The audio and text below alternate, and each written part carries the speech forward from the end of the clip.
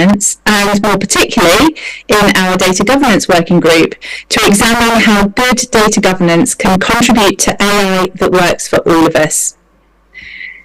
This summit marks the end of my mandate as both expert and co-chair of the Data Governance Working Group.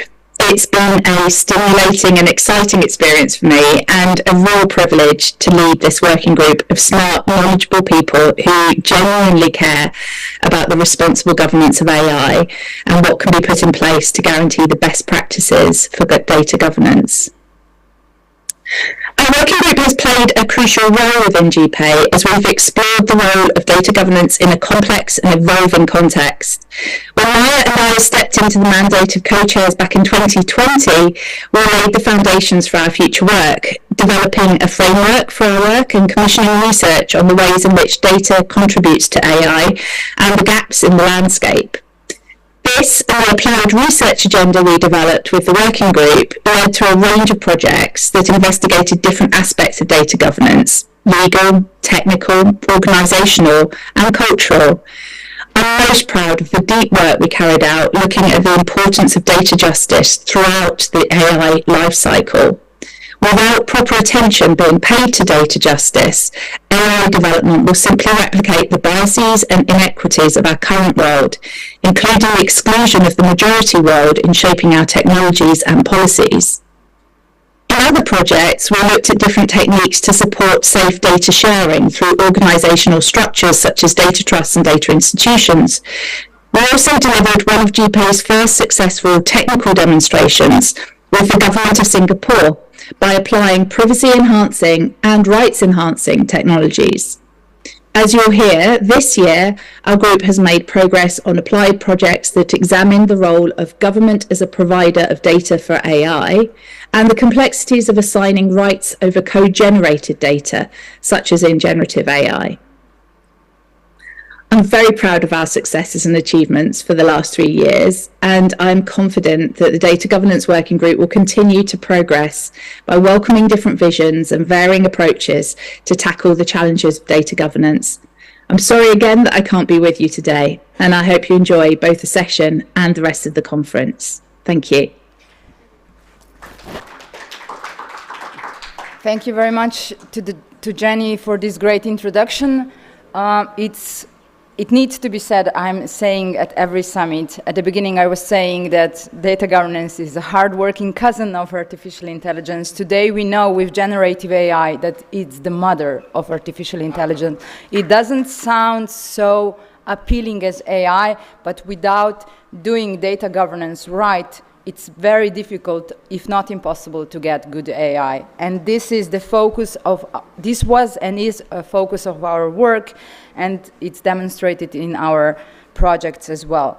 To repeat, our mandate as the Data Governance Working Group is to look at the role of data and the way it is collected, used, shared, archived, and deleted to support applied AI. So, and of course, we are looking into all of this in the line with the goals of GPay.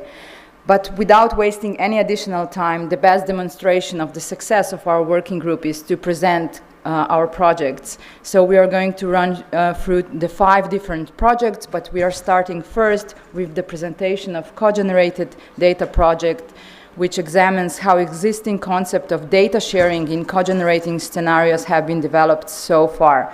Needless to say, the importance of this project exploded as the issues exploded when the ChatGPT was thrown on the market. So I'll give the word to my dear 2 co-leads. I think that Christiane Wendehorst is going to make presentation of the project. Thank you.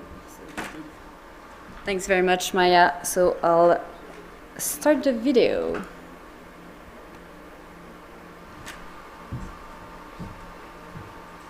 Dear audience at the GPay Summit 2023 in New Delhi, it's really a pleasure for us to be here. I'm Christiane Wendehorst. And I'm Kyoko Yoshinaga.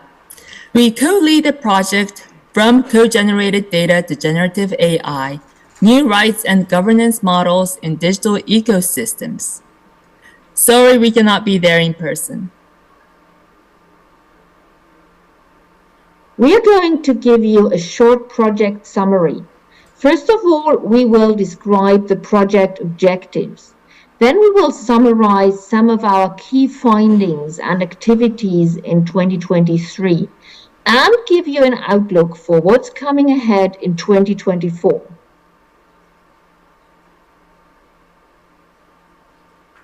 So what is the CoGen project about? We want to examine how existing concepts of code generation have been developed so far and how they address an AI-specific context. Because in the digital world we see code generation of data, of content, and of technology itself is a key phenomenon. And we need to be sure that the legal regimes we have are really able to address those situations in an appropriate manner. So we want to determine the extent to which existing concepts and regimes, such as those developed by the American Law Institute and European Law Institute, can be applied also to code generation of content and of AI itself, in particular, but not exclusively, generative AI. And we want to examine how the concepts developed for individual rights translate to collective digital rights and contribute thereby to the transnational convergence of national and regional policies on the design and allocation of digital rights.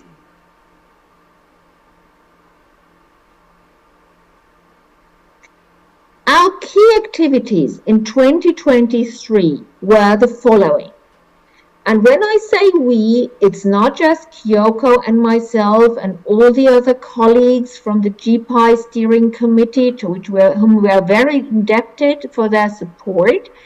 It's also the Open Data Institute and the APTI Institute, with whom we partnered to conduct this research and to examine the variety of rights and legal protections that are available to those who have code-generated data, content, and AI. Now, who has rights in data, on what basis, and what these rights might mean are fundamental questions we have addressed as part of this year's research. Inter alia, we conducted a literature review that produced a framework for analysis. And we examined 6 code-generational scenarios using the framework. And we conducted also 13 interviews with international experts that offered further in-depth information.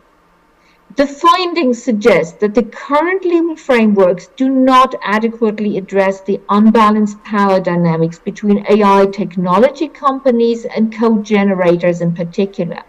And this can impact the latter's ability to act on these rights. For each of the 6 scenarios mentioned, we selected a specific case study to show diversity across the dimensions above. This selection is represented in the table which you see on this slide. For each of the 6 scenarios, we began with some background contextual research, which involved looking specifically at the parties involved, the nature of contributions to data generation, the level of involvement of code-generating parties, and the jurisdictions. Building on the desk research from the prior phase, we conducted additional research and analysis for each scenario, and covered company documents and national legislation, as well as academic and grey literature. What we found out so far during the year 2023 are shown here. The current landscape is dominated by big tech companies that wield huge amounts of power over other code generators. A harm-led approach to understand the impacts is critical for a robust analysis. Prioritizing a multi-stakeholder approach in developing rights framework is critical. And there is no one-size-fits-all solution, but a diverse set of potential solutions and a need to have contextual nuance.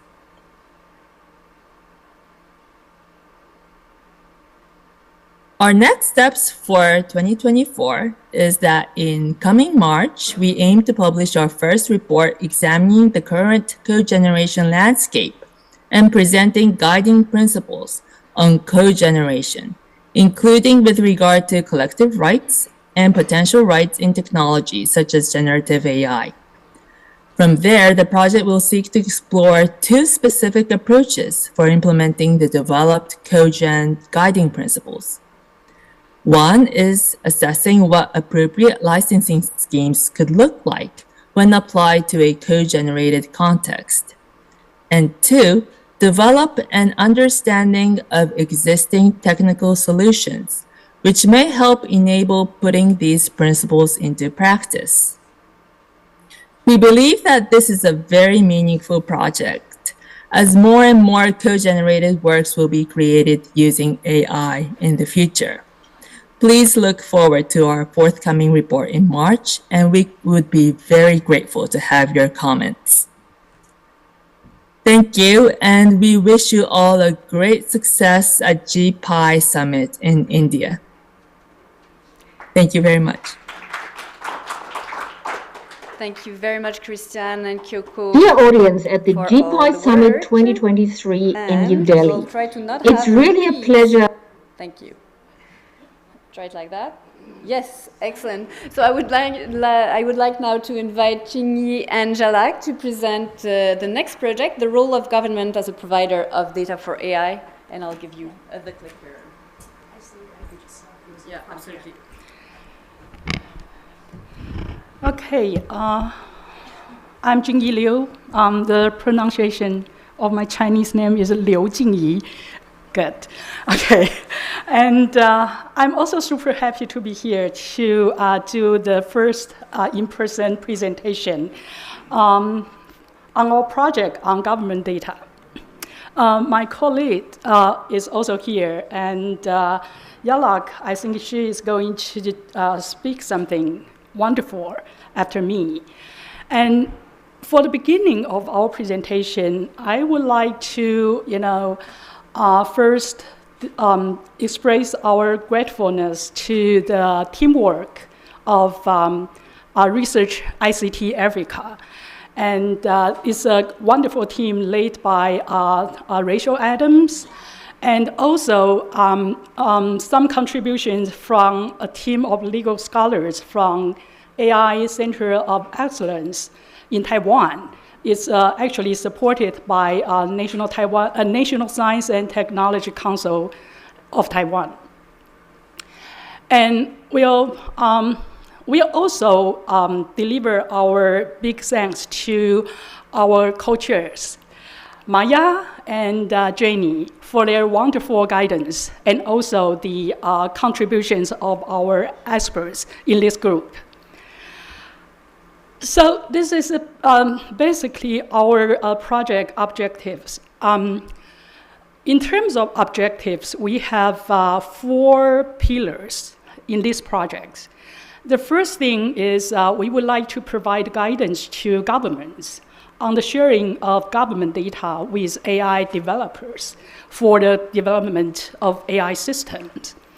And in doing so, we want to increase the availability and use of publicly held data through our demonstration of the safe ways in which government data sharing can be done. And the third part of our project objective is to ensure that government data sharing for development of AI is actually grounded in the principles of respecting human rights, inclusion, diversity, innovation, and also economic growth. And finally, we aimed at the provision of legal and ethical principles that will guide governments on responsible data sharing.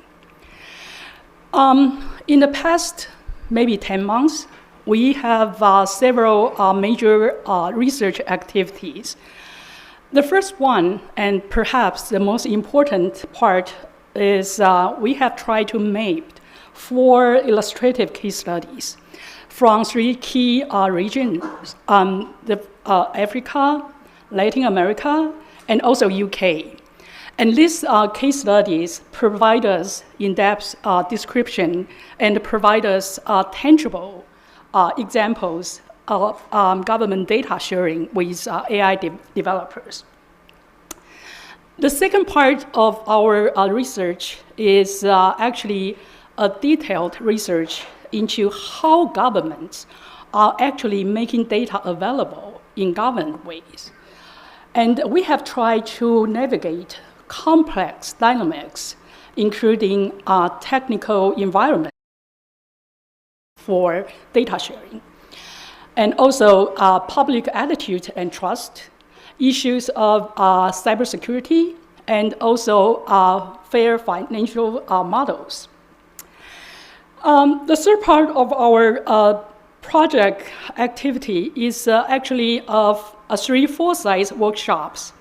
They were designed in a future scenario mapping manner with a participation from the GPay Data Governance Working Group and also experts from African and Latin American regions for purpose of generating deeper insights and analysis into what future scenarios in data governance in government data sharing might look like, particularly in the healthcare, energy, and welfare or social protection benefits sectors.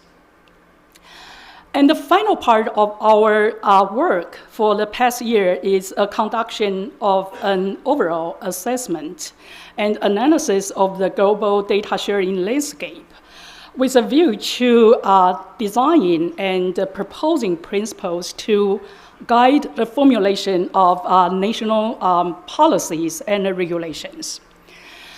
In this slide, I would like to talk a little bit about our case studies. And because we don't have much time for this, so I will just offer a very brief descriptions of the cases, and you guys can always check on our full report from the website, of course, GPay.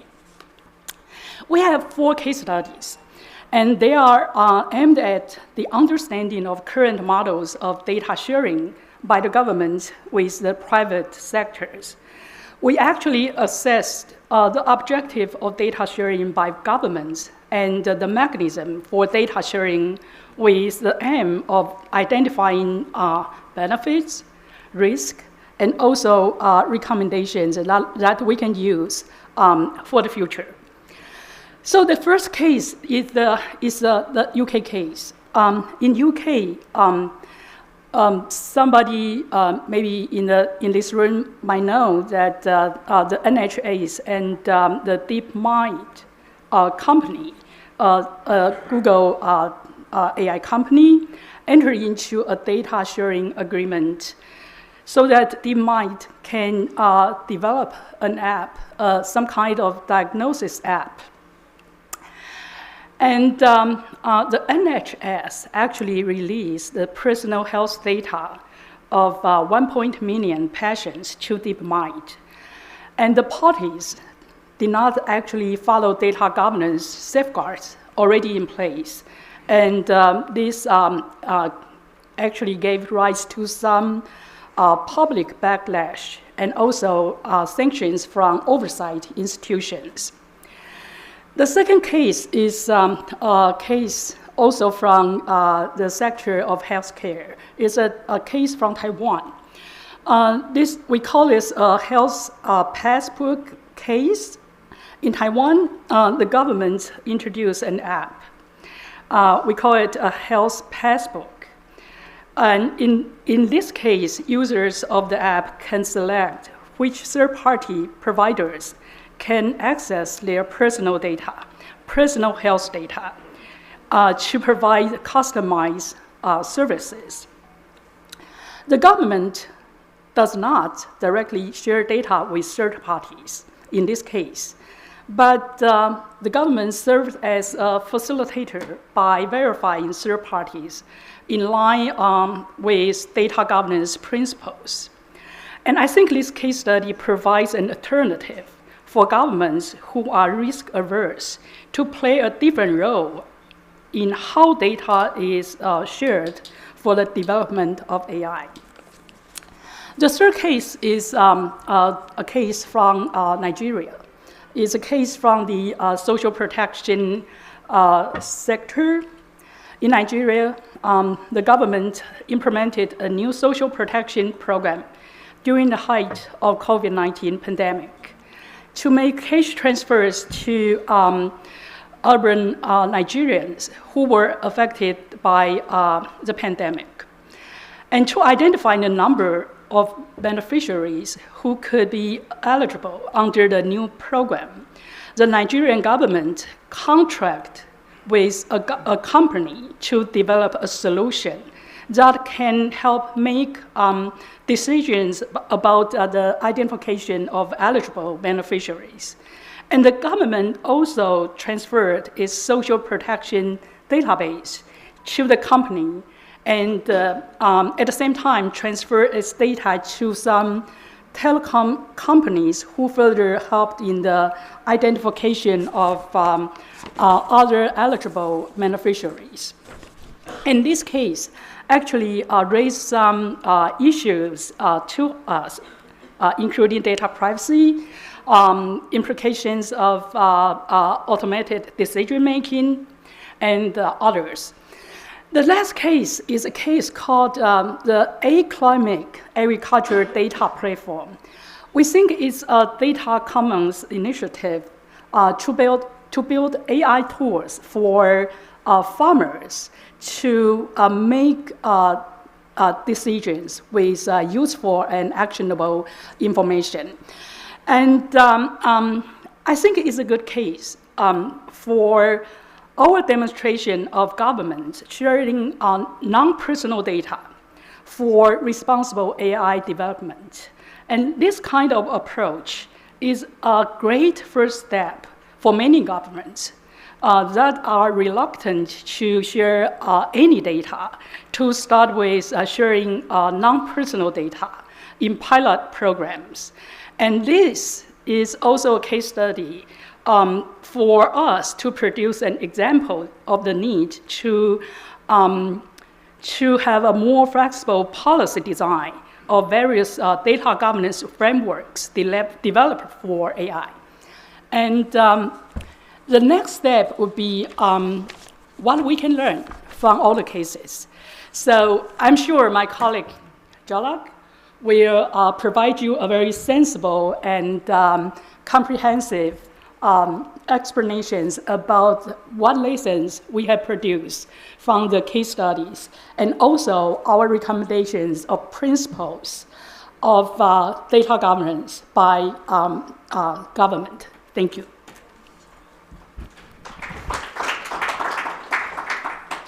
Thank you, Chingy. It's been such a pleasure working with everyone on this project, and it's been an incredible learning experience. I think one of the interesting things that came out as we mapped these different case studies was the real lack of concrete case studies to map. I think globally we hear of a lot of governments sharing data with private sector, but when it came down to it, for us to find documented cases where this had been done in a public and transparent manner, there were very, very few examples. And I think that really pointed to the need for this project and the importance of really designing some kind of mechanisms, guidance, input for governments around how they can effectively, safely, in a human rights respecting manner, create mechanisms for data sharing with the private sector. I think, examining from a sort of a macro perspective, the 4 case studies that Chingy has very nicely taken us through, threw forward some sort of key lessons and insights in terms of what to do or what not to do. And I'll just quickly take you through them and then perhaps walk you, these really feed into some of the principles and guidance that we've started to put together as we conclude our work on this report. And one of the key ideas that I think resonated through all the different case studies and the criticisms was that data sharing should really be done for the benefit of the data subjects. And that should really underpin any decision by governments around any kind of data sharing that is done. Either for the use by government themselves, if a private sector organization is developing an application for them, or if it is being shared with the private sector for the development of a socially beneficial private sector application. And there must be a lot of openness and transparency around such data sharing, both in terms of informing the public that this is happening, the manner in which this is happening, the extent to which this is happening, as well as the ability of perhaps multiple organizations to be able to access and use and harness this data, so that it is not captured by a few within the national context or market. Learning from the NHS study and several of the other studies, I think independent oversight by a regulatory authority or some such related mechanism is very important. The ICO played a key role in holding the parties accountable in the context of the various violations that happened in the NHS case study. Of course, data minimization in sharing data is paramount. There's an inherent tension over there very often in the context of AI, because very often the incentive is to try to share as much data as possible, because you don't quite know how much data is enough and what data will be most relevant and useful in the development of a particular AI application. But I think careful thought and mindfulness needs to be given to the amount of data that is being released and shared. There should be a clear legal basis for data sharing. There should be clear data sharing agreements, contracts that are entered into, or there should be an underlying clear legally backed institutional mechanism of data stewardship, data trusts that must be set up to enable this data sharing. And it's very important that human oversight is created over the development of these automated systems. Whether this is some kind of a public mechanism, a government-based mechanism, or a multi-stakeholder mechanism that's developed. And then going back to something that I opened with, transparency and data subject participation is key to building public trust. And this is reflected in one of the principles that we've developed, that there should be some kind of mechanism for data subjects to be able to opt out of the sharing of their data. And of course, we come back to the very important but theoretical concepts of data collaboration, equitable data sharing models, data justice, and protection of human rights. And the only way that we can actually operationalize this is, of course, through guiding principles. But what we envisage for the next phase of the project is to work with certain governments where they are seeking to share data, to be able to develop actionable specifics around how such data should be shared, specific guidance, which is difficult to sort of articulate at a high level. So drawing from the points that I just articulated, of course, public benefit should be an underpinning value for the sharing of data. There must be accountability of these systems. They should be auditable. There should be assessments. Data subjects should be able to participate, opt out, opt in. Values of data equity, data justice, human rights, privacy, preventing bias should all be baked into the design of these systems. Transparency is a must. A lot of public consultation, multi-stakeholder engagement is imperative to enable and engender public trust in the development of such data sharing mechanisms. Safety and security is really important to ensure accurate, reliable, and robust AI systems, and data minimization and proportionality have to be really important and kept in mind around the quantum of data being shared. Thank you so much. We look forward to the next phase of the project and working with our incoming co-chairs, Shamik and Bernard, on developing this in actionable ways further.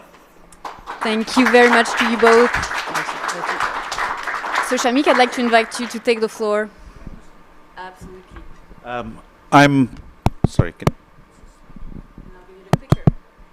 Okay, is this working? Nope. Let's try. Can you hear me? The back? Okay. For the video, I think this is working. Okay, cool. Oh, there's a video. Yeah. Okay. Now, the reason I wanted to use a microphone is because I was responsible for, at least somewhat, for the delay in start. So, in order to make up, I'm going to not try and take you all through the slides. Instead, I'm going to hopefully try a conversation.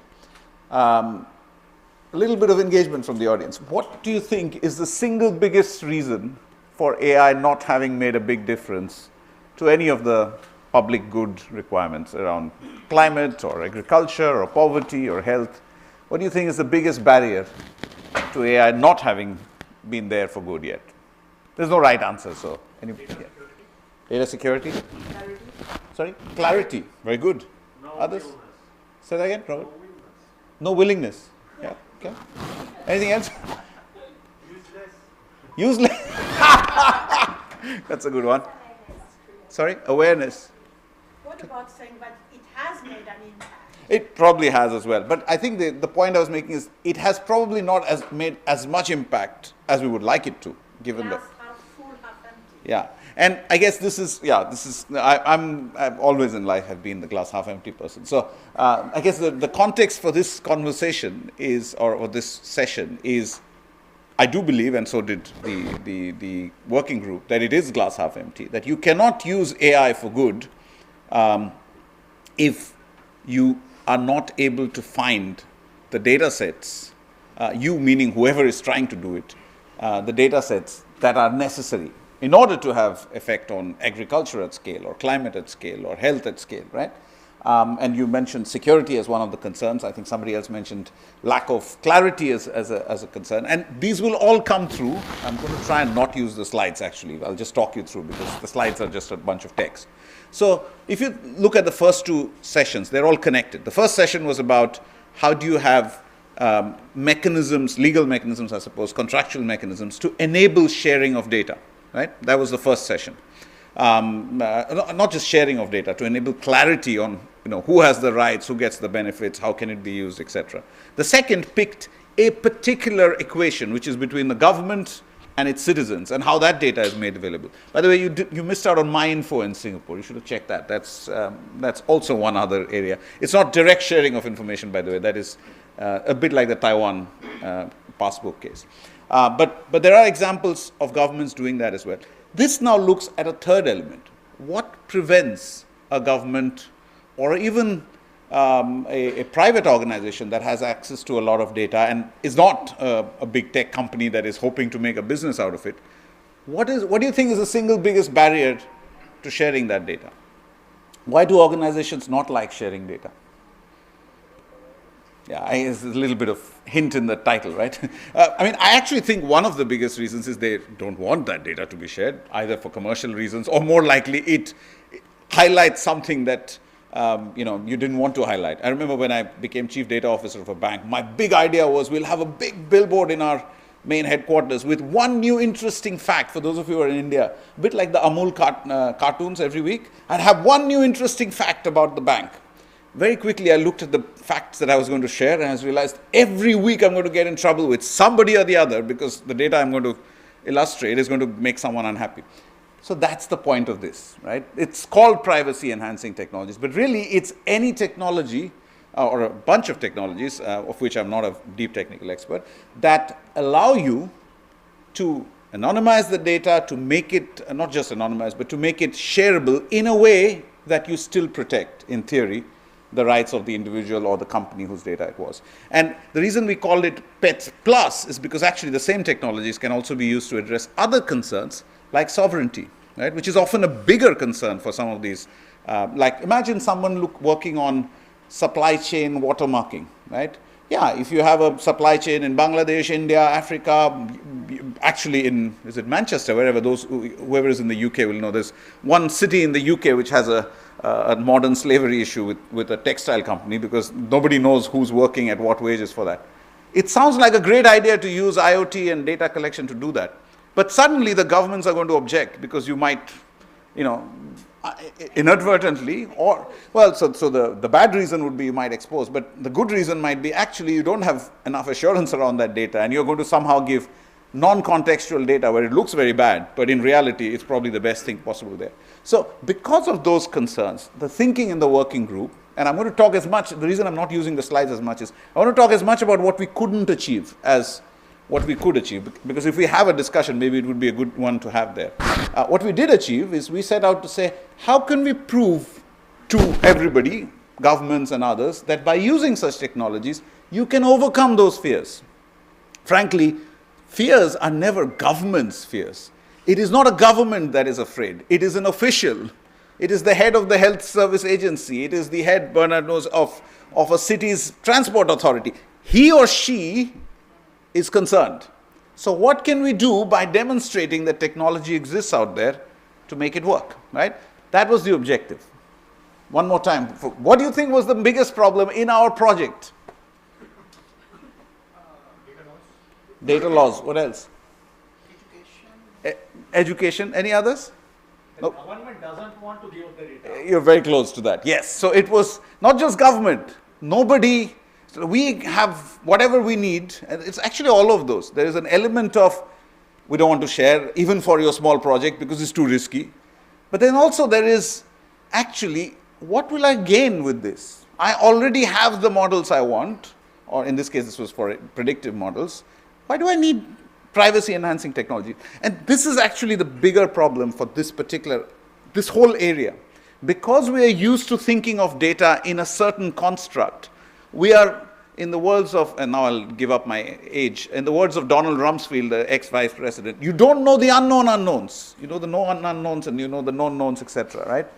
So the unknown unknowns are, if suddenly I had access to 100 times more data than before, but in a safe way, how would that change my ability to predict, my ability to influence things? It is an impossible task to convince anybody almost in the period of a year to do that. So our biggest struggle, after spending a lot of time and effort, was to find use cases that could actually sign up and say, yep, we will take your money and your technology in order to implement it. So sadly, in the end, we ended up with actually a pretty good case. It was a case for, so I've given you it was a case for, So it's a model that was there in Singapore because the execution was by a Singapore government team, government agency team. It was actually a model built for cruise ships.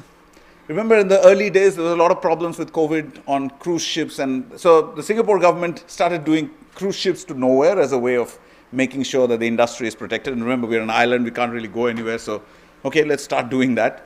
Different argument on whether it was good for the environment, never mind. But as you did that, one of the things you wanted was to use the contact tracing data, because we had the Bluetooth-enabled contact tracing, to predict who might be a likely risk from a COVID perspective, and then inform them and protect and so on, right? So that was the original model. So the original model did not have privacy protection. Which, by the way, if you follow the news, it actually caused a problem because it was meant to be used only for this. It turned out some of this evidence was used for a murder investigation. And the minister, unfortunately, had to come in and say, well, sorry, we didn't realize, but once we have the data, we are forced to use the data we had. It was used for a good purpose. But it led to this is the point, motivation comes in because there was already a bit of a concern in the government saying people are not trusting us as good stewards. So actually, could privacy-enhancing technologies help us? So that was all it was. So in some ways, it was a very simple project. After a big search across the world, we came up with this one use case saying there was a very good model, but that depended on a level of, and it was only 1-to-1. Ideally, we would have found a case which was multiple organizations. This wasn't. This was just, I guess, the individual. It wasn't even the cruise company and the government. It was just the individual's mobile Bluetooth signals and, I guess, the mobile telco provider, because you did identify the person, and the government health agency, the Ministry of Health. So what we did was we tried to see, we meaning actually within the government, another team, it looked at two different privacy-enhancing technologies, and based on that, they tried to see whether the results produced by using privacy-enhancing technologies would replicate. And we didn't actually try and predict again because those people were long gone or They were alive, hopefully, but they were all no longer infected by COVID. So instead, we tried to look at, basically the model was based on 3 key inputs: close contacts, casual contacts, and transient contacts. And as you can see, the with PET and without PET versions were reasonably close. So from a project perspective, we managed to demonstrate what we set out to demonstrate, which is actually you can get many of the benefits, in this case of this predictive model, by using privacy enhancing technologies. So in that sense, it was a success. But remember, I told you I'm going to talk about success, but also about what we didn't succeed in. What we didn't succeed in is, firstly, as I said, the nature of this project. This was already a problem that had been solved. This wasn't a big problem, except for saying maybe in future we will be more respectful of privacy. It wasn't solving a new problem. Now imagine for a moment this was 2 government departments, 3 private sector organizations, I don't know, and citizens all together. If this was solving a problem like that, then it would have been powerful. So I think one of our failures, not successes, whatever you want to call it, is not finding an impactful enough case study that really demonstrates how AI can be used for good in a way that cannot be done today. We just showed that something you are doing today can be done slightly better, slightly safer. But I would ideally have liked to do something like that. Why am I saying this? If any of you have use cases like that, please, we still have the option of reusing this next year. So by all means, do that. But I think there's another reason for saying this, which is data governance, as Maya said at the start, is a very dry subject. Nobody says, I want to be a data governance person. I know loads of people who want to say, I want to work in AI, I want to work in machine learning, I want to work in data science. Now, I was chief data officer. Everybody used to think I do all of that. Then they'd come to me and say, what jobs do you do?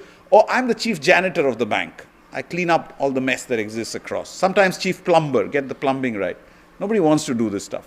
But actually, unless you understand these implications, you don't think of what I can do with data, right? So to me, the big thing that I think we semi-succeeded in is that we created awareness about this need for greater education on the power of data and indeed of the importance of data for AI. Now, we did this all this largely before generative AI came in. I have to say now, I think this is much better understood. So I think with that, I'll stop. I think the key point I want to make is I want you to see the theme across the 3 projects you've heard so far. The common theme is AI should not just be used to benefit one individual or one company. It should be used to benefit all of humanity, all of society. To do that, its use has to extend to things that impact at scale, not one organization, not one citizen.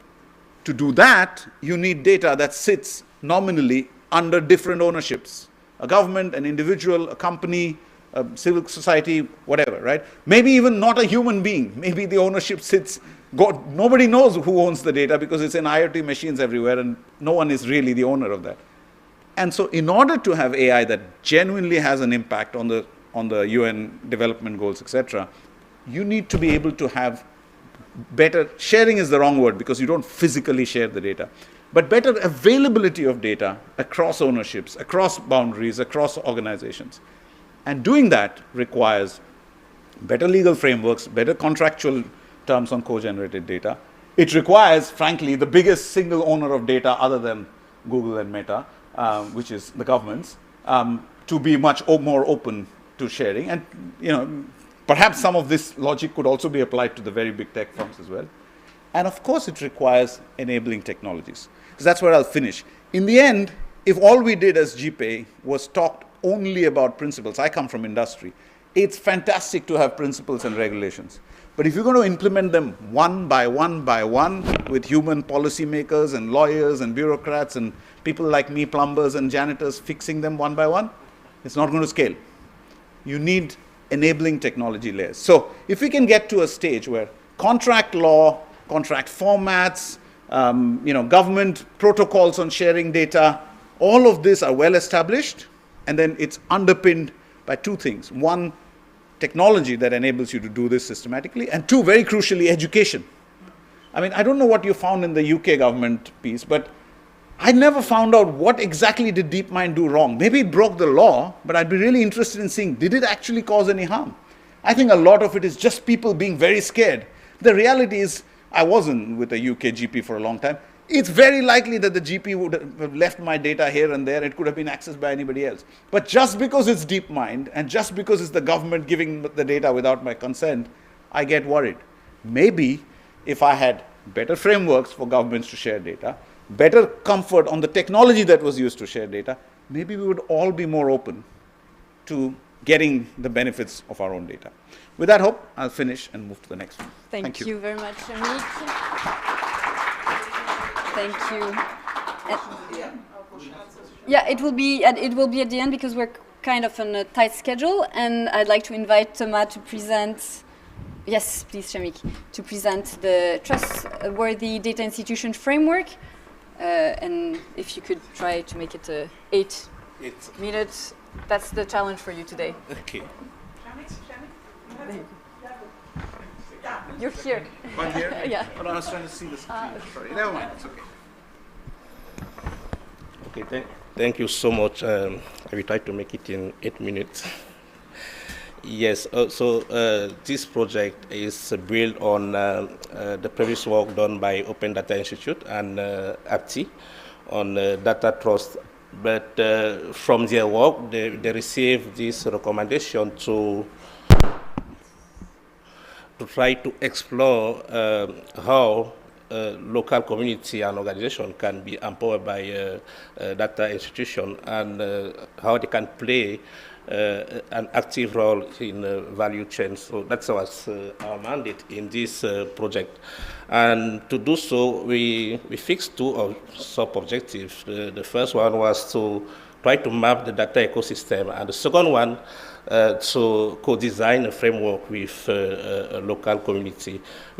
And to achieve this, we conduct a pilot study in Cameroon, specifically as part of Lac Chad Basin, where people are facing climate-induced migration. So we spend time there, speaking with local community to understand and to make sure that they understand, they have the same, or we have a common understanding of the importance of having data coming from the fieldwork, and see how we can build with them a better way to empower them, to bring them on board when we are talking about data governance, or when organization collecting data in the field can better engage with them. After this phase, we continue our second phase with the co-design of the framework. And we did this phase with the support of Microsoft and local organization. As a result, we have 2 grid reports that you can find in the GPay website. The first one is specifically related to the Lac Chad Basin. All the results we get, you can see the comment from local communities and so on. And the second one is the Trustworthy Data Institutional Framework. And the Trustworthy Data Institutional Framework is informed by what we learn in the field work and from the previous work done by the data governance and the responsible AI working group since the beginning of the GPay, if I may. But let me dive with you in the TDIF, the Trustworthy Data Institution Framework, because we have a lot of principles, but the main question people are asking sometimes is what next? What can we do with all these principles in order to achieve this kind of engagement with local community? So we succeed to develop a practical tools that data institution or organization seaworthy data can use in order to better engage with local community.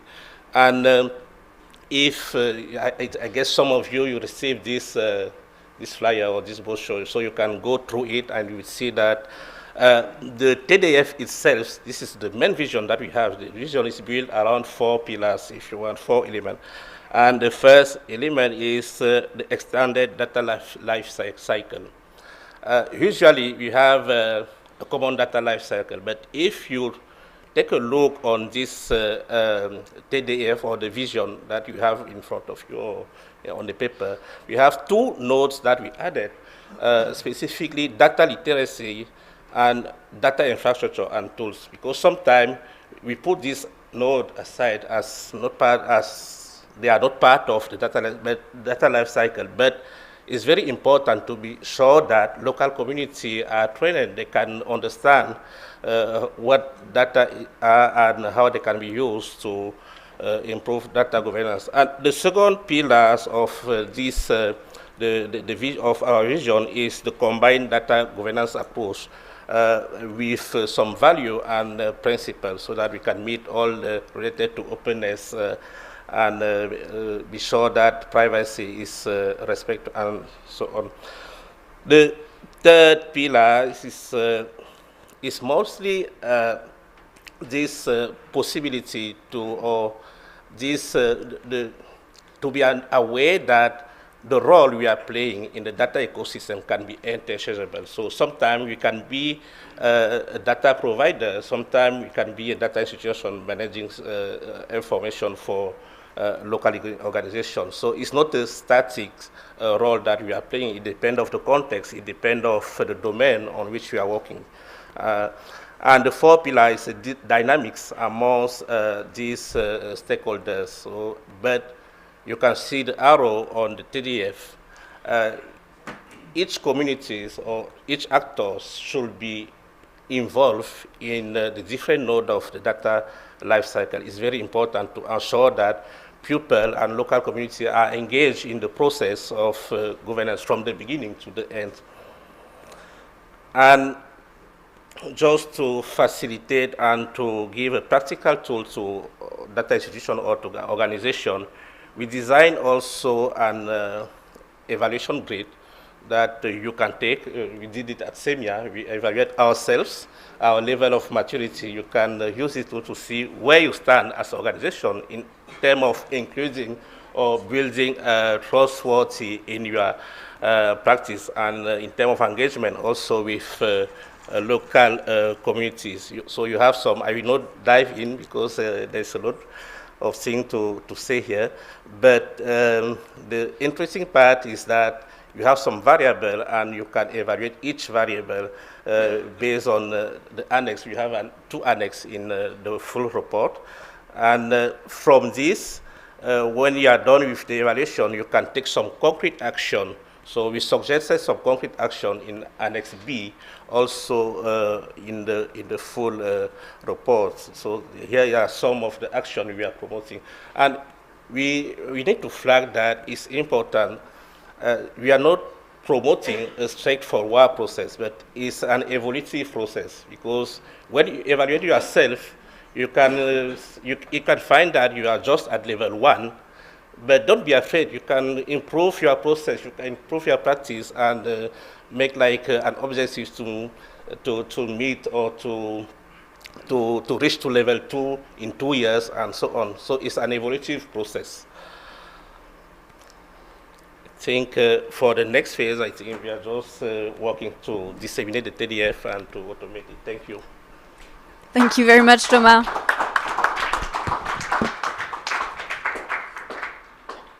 Thanks very much, Thomas. I'd like to invite Alison Gilwell, the co-lead of the Data Justice Project, to present you the project itself.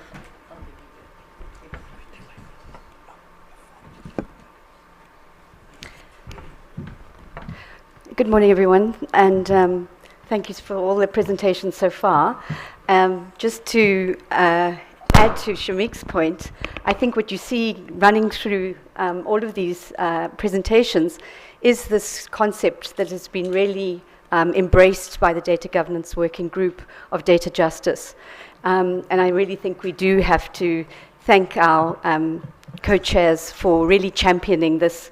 I think initially a little bit of maybe sort of left wing or off stage or whatever the expression is, proposal into this very strong technical and legal working group.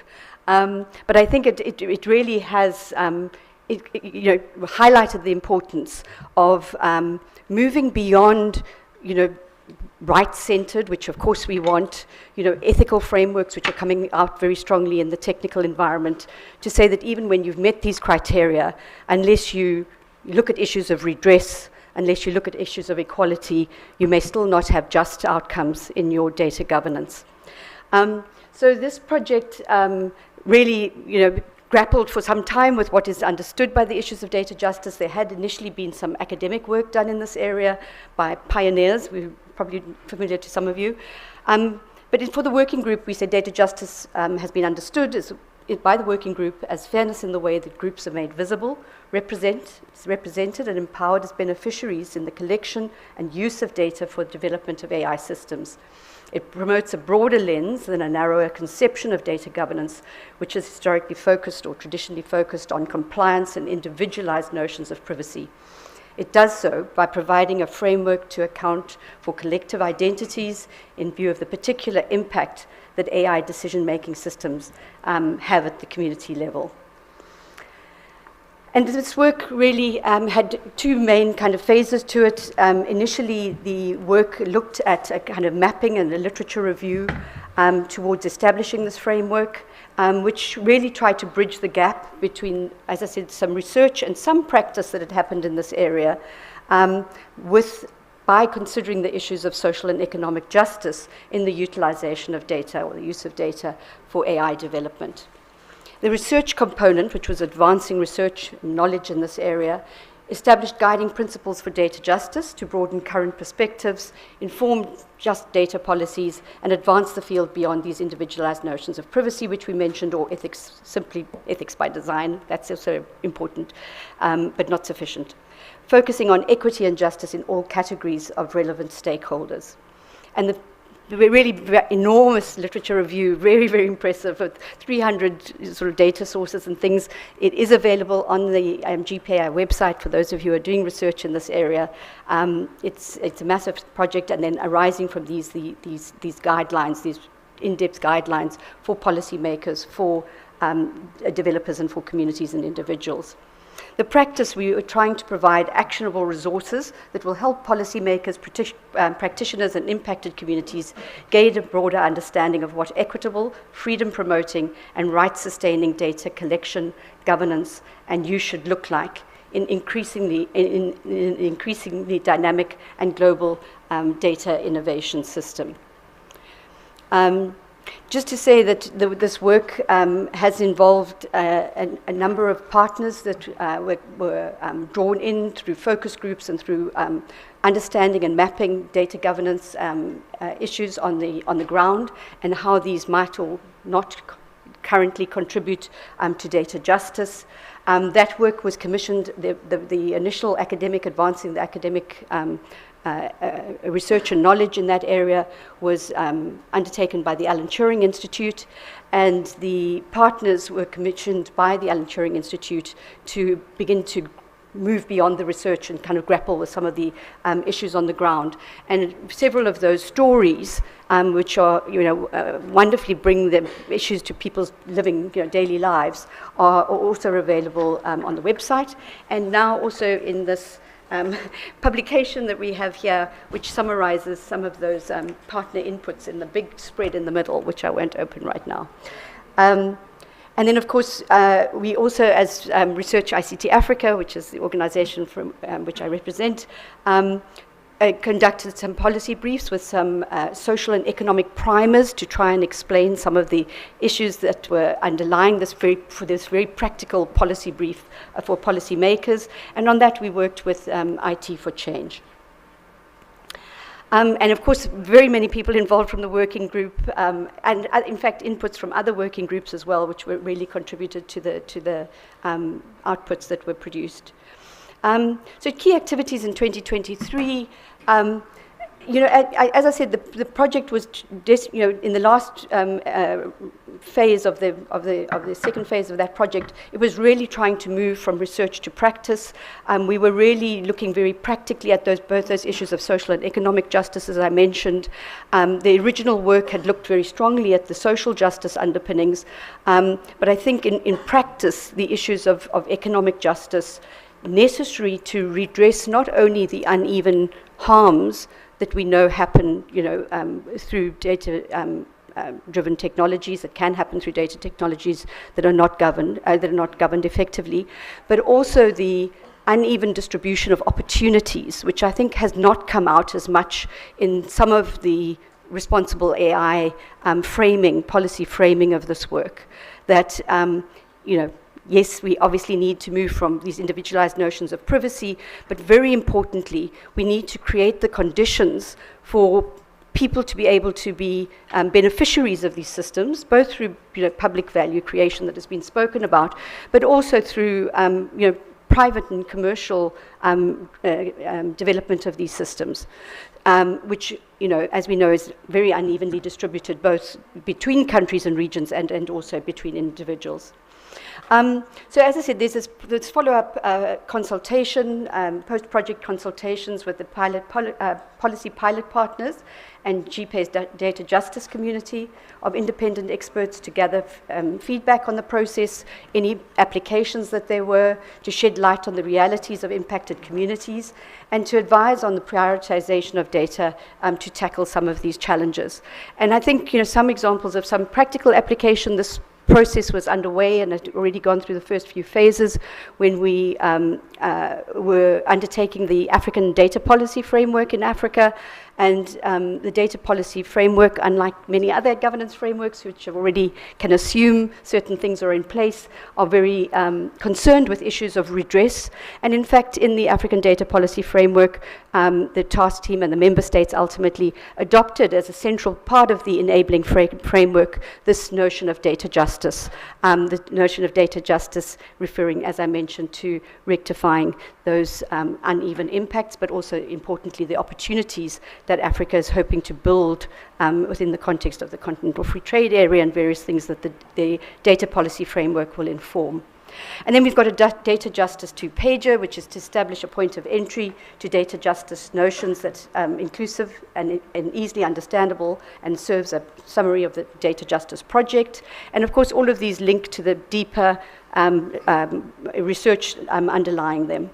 And then there's been a social media awareness campaign, which I hope you've seen and that you are following and hopefully promoting on X. And also on various other forums. And really, she's trying to target this broader audience to get multiple perspectives, to highlight some of the data justice work that, as I said, I think has been taken considerably further, and particularly thinking about it in the context of just AI, ensuring that we get just AI. Yeah, I think I actually might have missed that one out. Possibly a little bit before, but some of the available resources, which, as I mentioned, are all on the website. There is this brief, this 10-point brief, which really looks at the impacts, the cross-cutting nature of data justice. Everything from, platform workers' rights to, collective rights to indigenous rights and protections. And then, of course, as we mentioned, these opportunities. There are two primers, which, as I mentioned, are really useful to try and understand the advancement of the issues of data justice. The one is on data and social justice. These are really nice 15, 20-page primers that bring together a lot of that literature in a very accessible, succinct way that focuses on the issues in relation to AI, and likewise the primer on data and economic justice by IT for Change. Very nice focus on some of the IT issues. Please take a look at those. And then we have these guides, these really substantial guides intended for policy makers, for developers, and communities, more to as kind of working documents. You might use them for training purposes. They're much bigger, they're much more in depth, but they still, reduce the research to something that is hopefully very practical and applied for policymakers, for impacted communities and individuals, and of course for developers. And then we've got other advancing data justice research and practice, which is the big literature review that I mentioned, advancing data justice and practice, which are the stories that I mentioned, and the interim annotated bibliography and table of that enormous data set that we spoke about. Sorry, that is the big spread that I spoken about earlier. Please look at those and those interesting stories of which videos have been made by the Alan Turing Institute. Very, very fascinating.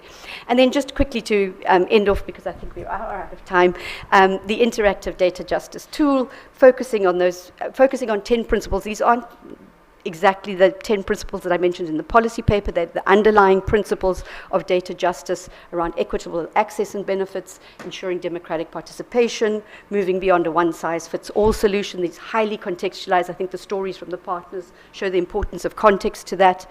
Centered human rights and community rights, mandate fair practice, consider equitable alternatives where existing frameworks mean people aren't able to exercise their rights, or alternative forms of stewardship, local sovereignty and global needs with its globalized nature of this, and how sovereign individual autonomy for individual sovereign rights, but also national sovereign rights are ensured, and that they're just. Ensuring workers' rights, transparency by default, as an underlying, we've mentioned all of those, and to protect and enable restorative justice and redress, which I think is the final point I want to end on, because I think that's what takes it beyond some of the human rights frameworks. Thank you. Thanks so much, Alison. This was super interesting. I'd like you to take a seat. Unfortunately, time is running, so we won't... It's not working, thank you. That one is working. So unfortunately, we won't have time for questions because we're running late for the session, and we're having another one starting at noon, and our speakers as well that need to run. But I still would like to pass the mic to Maya for a closing word as a co-chair of the working group. Thank you very much, Sophie. It makes me incredibly proud to look back and see all the work that's been done. I thank you also to UK government, which supported data justice and data trust, data intermediaries project, right? Without that gracious support, it would be impossible to achieve the global diversity that Data Governance Working Group always wanted to demonstrate that it's important to do.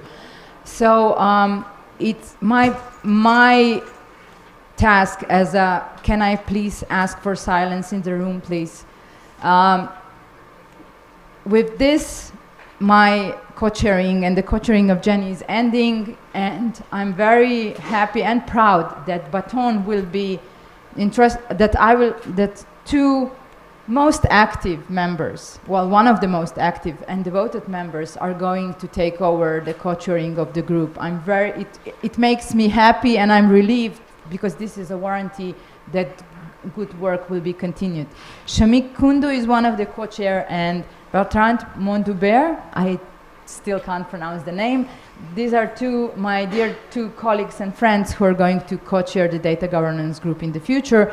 2 sentences. I would really like to give you floor to say 2 sentences, because I know that you've been already having meetings and making some decisions.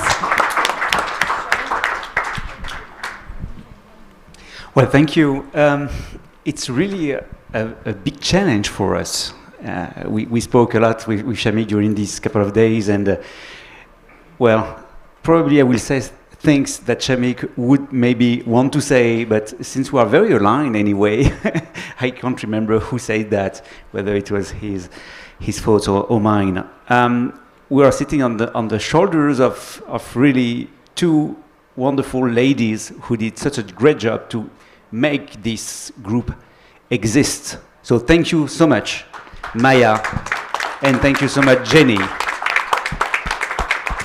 And really, this is extremely sincere, and it's just not just politeness. I mean, it was a challenge to build GPA. We know that, and we know today that GPA exists, and we'll try to make it continue. So maybe just a few quick thoughts. First of all, I think we are all impressed by all the work that has been done. There is a lot of work. It's extremely precious. And on the other hand, we must be conscious that the adoption of this work is still a challenge. We need to make it being known and applied in the various countries which are involved in GPA. And it's still not the case, we know that. What is really good is that we saw that in many projects, the outcomes was not only reports, but also trying to build some tools. And I think we should go further in this direction for dissemination of all the work that has been done in GPA so far. It's the case for data governance, it's probably the case for other groups. And since I'm speaking about other working groups, also we want to have the best relationship with the other ones to make cross collaborations on that. And this is tough because all the experts are extremely busy people in a way. We've been selected because we were already busy and maybe we were a bit mad to accept that, but anyway, we are. So we are here. So we really want to collaborate with the other working groups as far as possible in order maybe to get better knowledge management of all the production that has been done so far once again. If we want to disseminate, it means that we need to find out what are the different bricks that have been created in the various reports.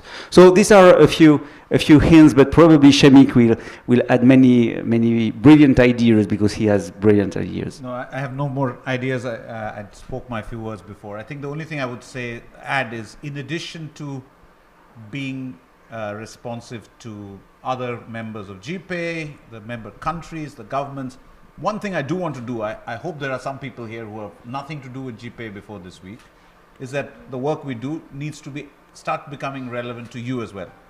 It can't just be something that the expert group works on or we feed into the government. That's important, but ultimately it may or may not work. It will work much more likely if we reach out to a broader community, people who are interested in things like data and justice with data, etc. And that community understands what we're trying to do, maybe builds upon it, maybe improves it. That would be perhaps an even better sign of success than influencing just the governments. That's what I think. Thank you very much to you both. Thank you very much to everyone.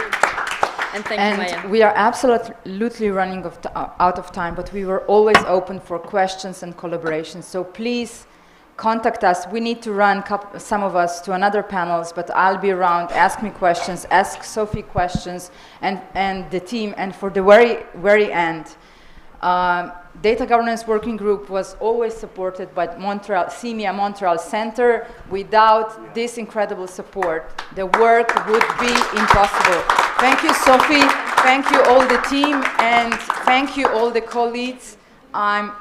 Thank you for your devotion. Experts are doing work pro bono, and it's up to the governments to use this opportunity to use the results of the work. So the challenge is on the governments, and we will continue in the work, but governments needs to step up as well. So thank you very, very much.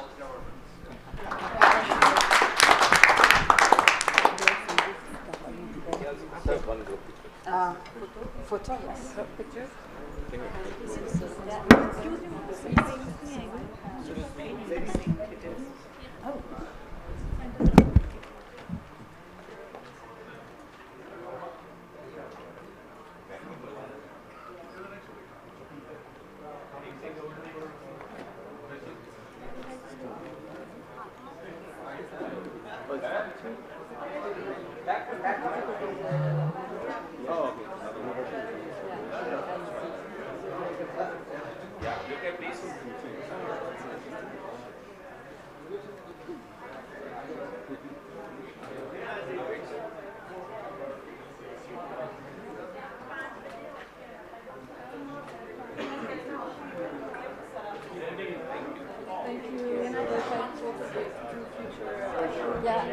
The one with the two pictures and yeah, tomorrow. Yeah.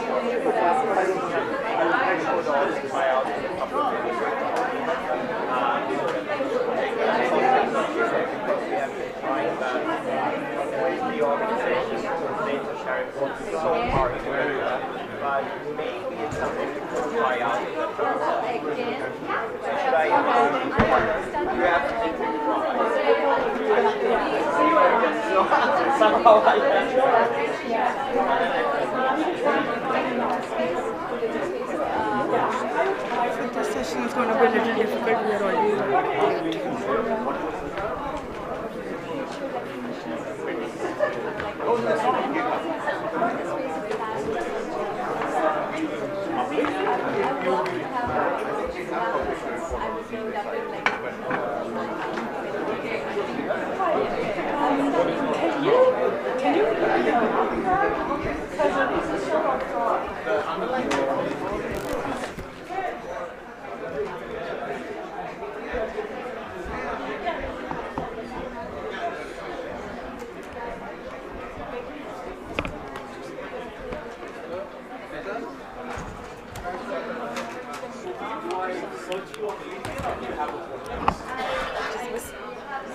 Non, c'est pas ouvert.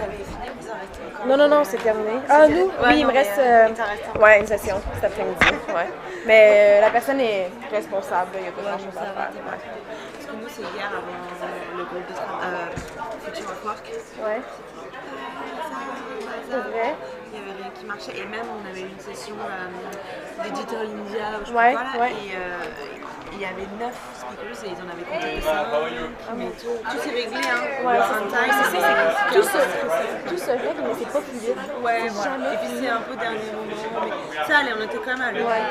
C'est comme là, il y a personne qui est. Tu sais, moi, j'en parle avec mon ordi, mais il y a personne qui s'occupe de mettre le PowerPoint. Je sais pas. C'est vraiment. C'est a bit messy. On va voir parce qu'on leur avait fait diffuser hier, donc on va voir comment ça va être.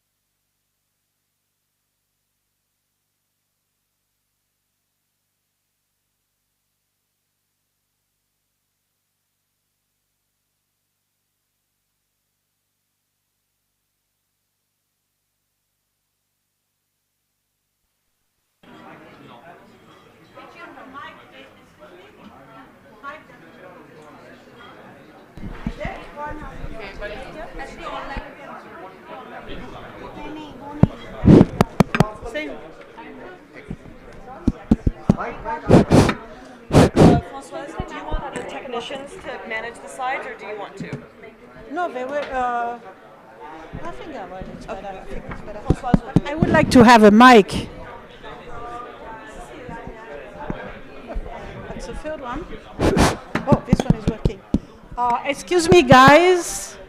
Do you know that this session is just before lunch? Right? So you're sitting in a session which is blocking your lunch if you don't sit now. So let's please get started.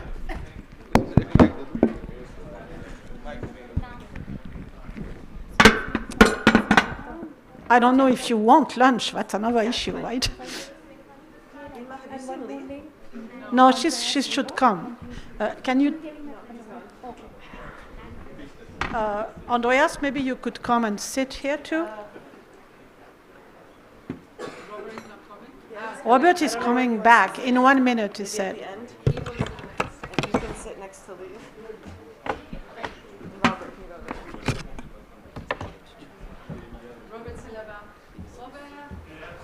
Come and sit, Robert. Yeah. Great, thank you. Yeah, she's in a session. She will come, don't worry. Merci.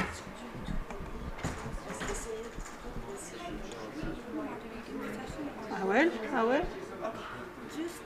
No question, no time.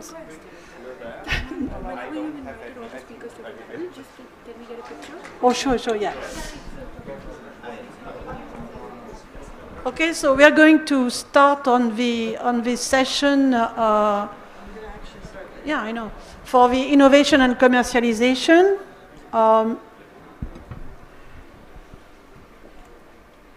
So this innovation and commercialization working group is co-chaired by Lawrence, who may be online. I don't see him. He should be online. And myself, I will be stepping down at the end of this year. And Robert here is going to take over all the work. And I'm very happy to give all the work to him, right? Yes, here. Right, good. We are going to start first with, I don't know, the INC mandate. You want to present that? So this is our supporting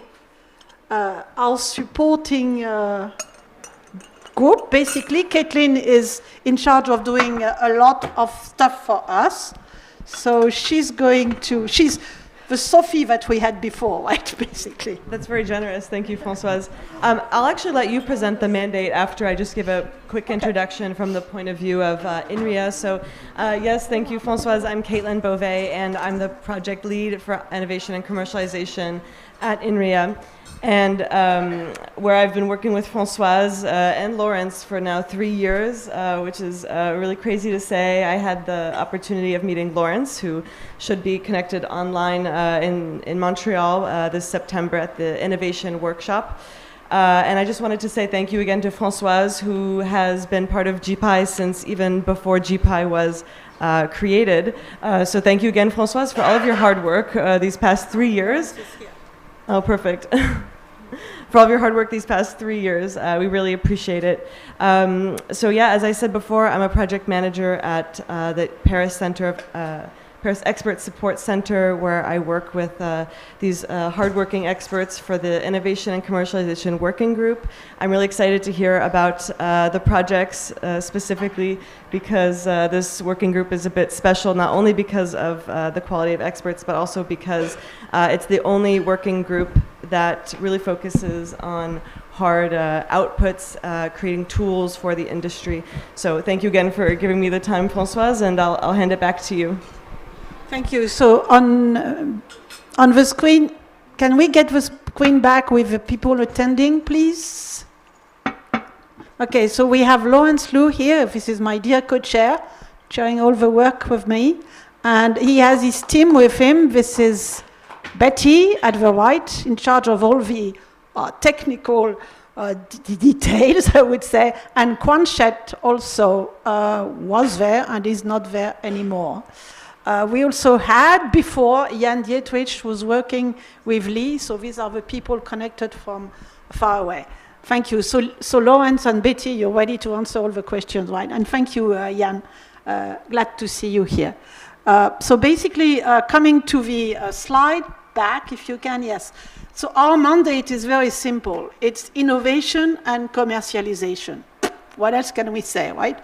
So obviously what our business is about is extremely simple. We want to do anything we can so that we can help companies to do better, to do innovation faster, quicker, in a better way, and to succeed in commercializing their innovation in AI. To do that, we've decided from the very beginning that what we wanted was to make not reports, not papers, not documents, but tools that the company can actually use and profit from. So our target usually has been to try and build tools that companies can exploit as much as possible. So it's about companies, it's about products, it's about processes, and it's about industry with a large focus on companies which are SMEs. And as you know, we have GPI members here. Out of when I started, I think it was not even 15, right? 15 at the beginning. Now we have 29 members, and of these members, 22 are represented in the innovation and commercialization group. So we have a lot of experts from many areas, basically, and representative from OECD, representative from UNESCO, and a lot of also outside experts, junior investigators, people, observers, who join our group and contribute their work, again, pro bono, as you know, the fashion is in GPI. We work for nothing, basically. The innovation and commercialization group has basically started projects progressively. At the present time, we have 4 of them. The first one, what we started was the broad adoption of AI by SME that Lawrence is going to present. This is our oldest project, most complete, it's basically almost completed. It's in the process of being deployed, and we'll present that.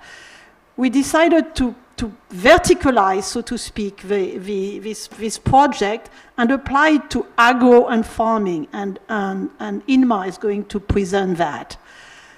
We also have addressed the question, which is a little problem for companies. When a company produces a new idea, a new product, usually it involves a lot of IP, a lot of trade secret, if you want, maybe copyright. And all of this, of course, is a very important asset for the company. The problem is that AI assets, property, are not very well defined. And we have this project on protecting this asset from a while ago, and now Lee will talk about that maybe with Jan as well. The last one is the last one, actually, because it's very recent. Only a year ago, I think we started with Andreas at the end here. And the idea is everywhere in the world we have regulation of AI, and we want to basically understand all these regulations and help companies navigate through these different regulations. So this will be presented later by Andreas. So we have a problem here that the sound is not there. So I don't hear the sound. Nobody hears the sound.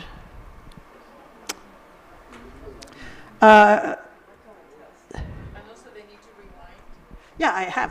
Yeah, you have to. I have. But it's we would. 20th century word. Lawrence, stop because you might have to talk on this because it doesn't work. Can you do that, Lawrence? Yes, sure. Yeah. So I'm moving on because if we try to fix the problem, it won't do.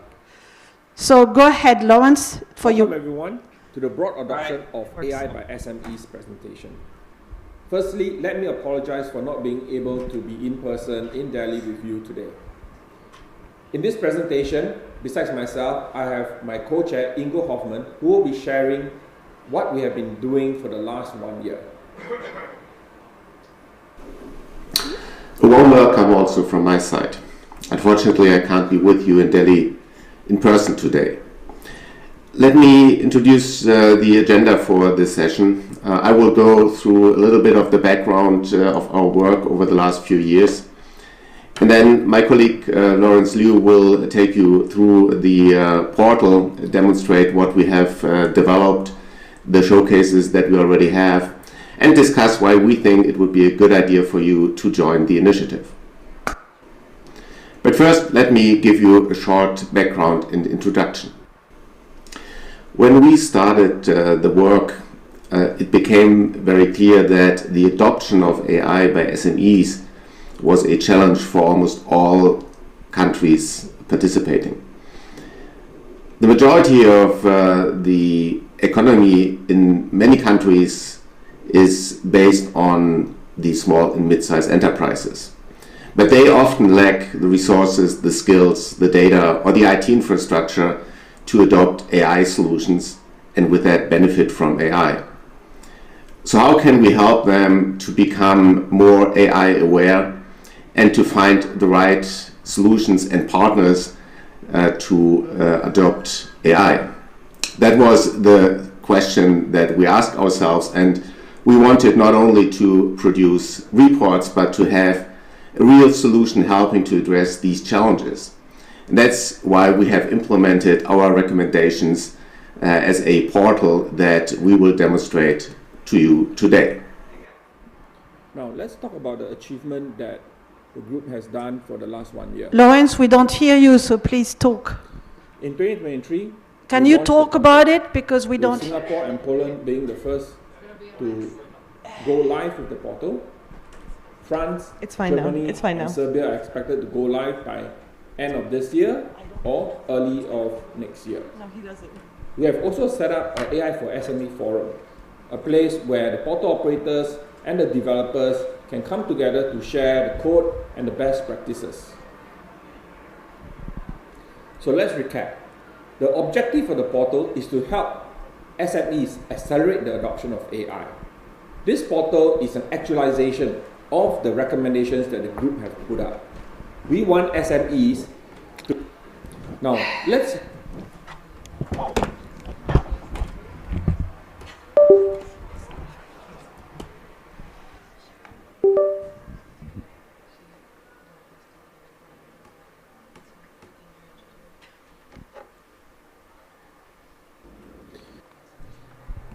Thank you for your patience. So let's recap. The objective... I can walk through the presentation, you just turn off the sound. Yeah, I think it's better if you talk because it doesn't work. But the demo, we need the demo, right? In 2023, we launched the portal. He's talking. With Singapore and Poland being the first to go live with the portal. Build up the sound, Germany, we don't hear you. And Serbia are expected to go live by end of this year or early of next year. We have also set up an AI for SME forum, a place where I can hear the sound and the developers can come together to share the code and the best practices. So let's recap. The objective of the portal is to help SMEs accelerate the adoption of AI. This portal is an actualization of the recommendations that the group have put up. We want SMEs to adopt curated AI solutions from validated AI solution providers. And for solution providers to offer their AI solutions to the SMEs and obviously expand their customer base. This portal will be supported by a GPA member country portal operator. They will manage the portal and onboard these AI solution providers and also market this portal to the SMEs. Now, let's have a quick look at the portal and its features.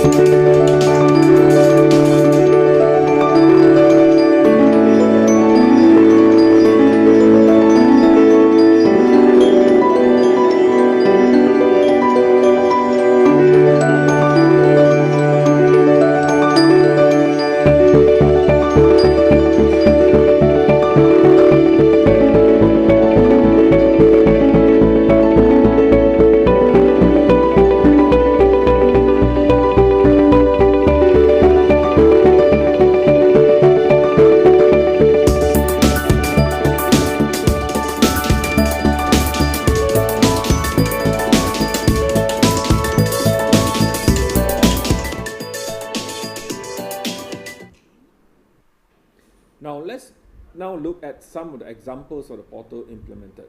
This is the portal over in Poland, and they have used the URL AI for MSP.pl. They have more or less retained the same look and feel. And this is the page that shows the various solution providers that Poland has when SME were to search for them. Now, let's take a look at the Singapore side. Obviously, the color is different. It's a 2-column layout. And we have integrated it into our community page where we have resources about AI, articles, and even a forum where it's a fairly active discussions going on all issues about AI, and even a job portal.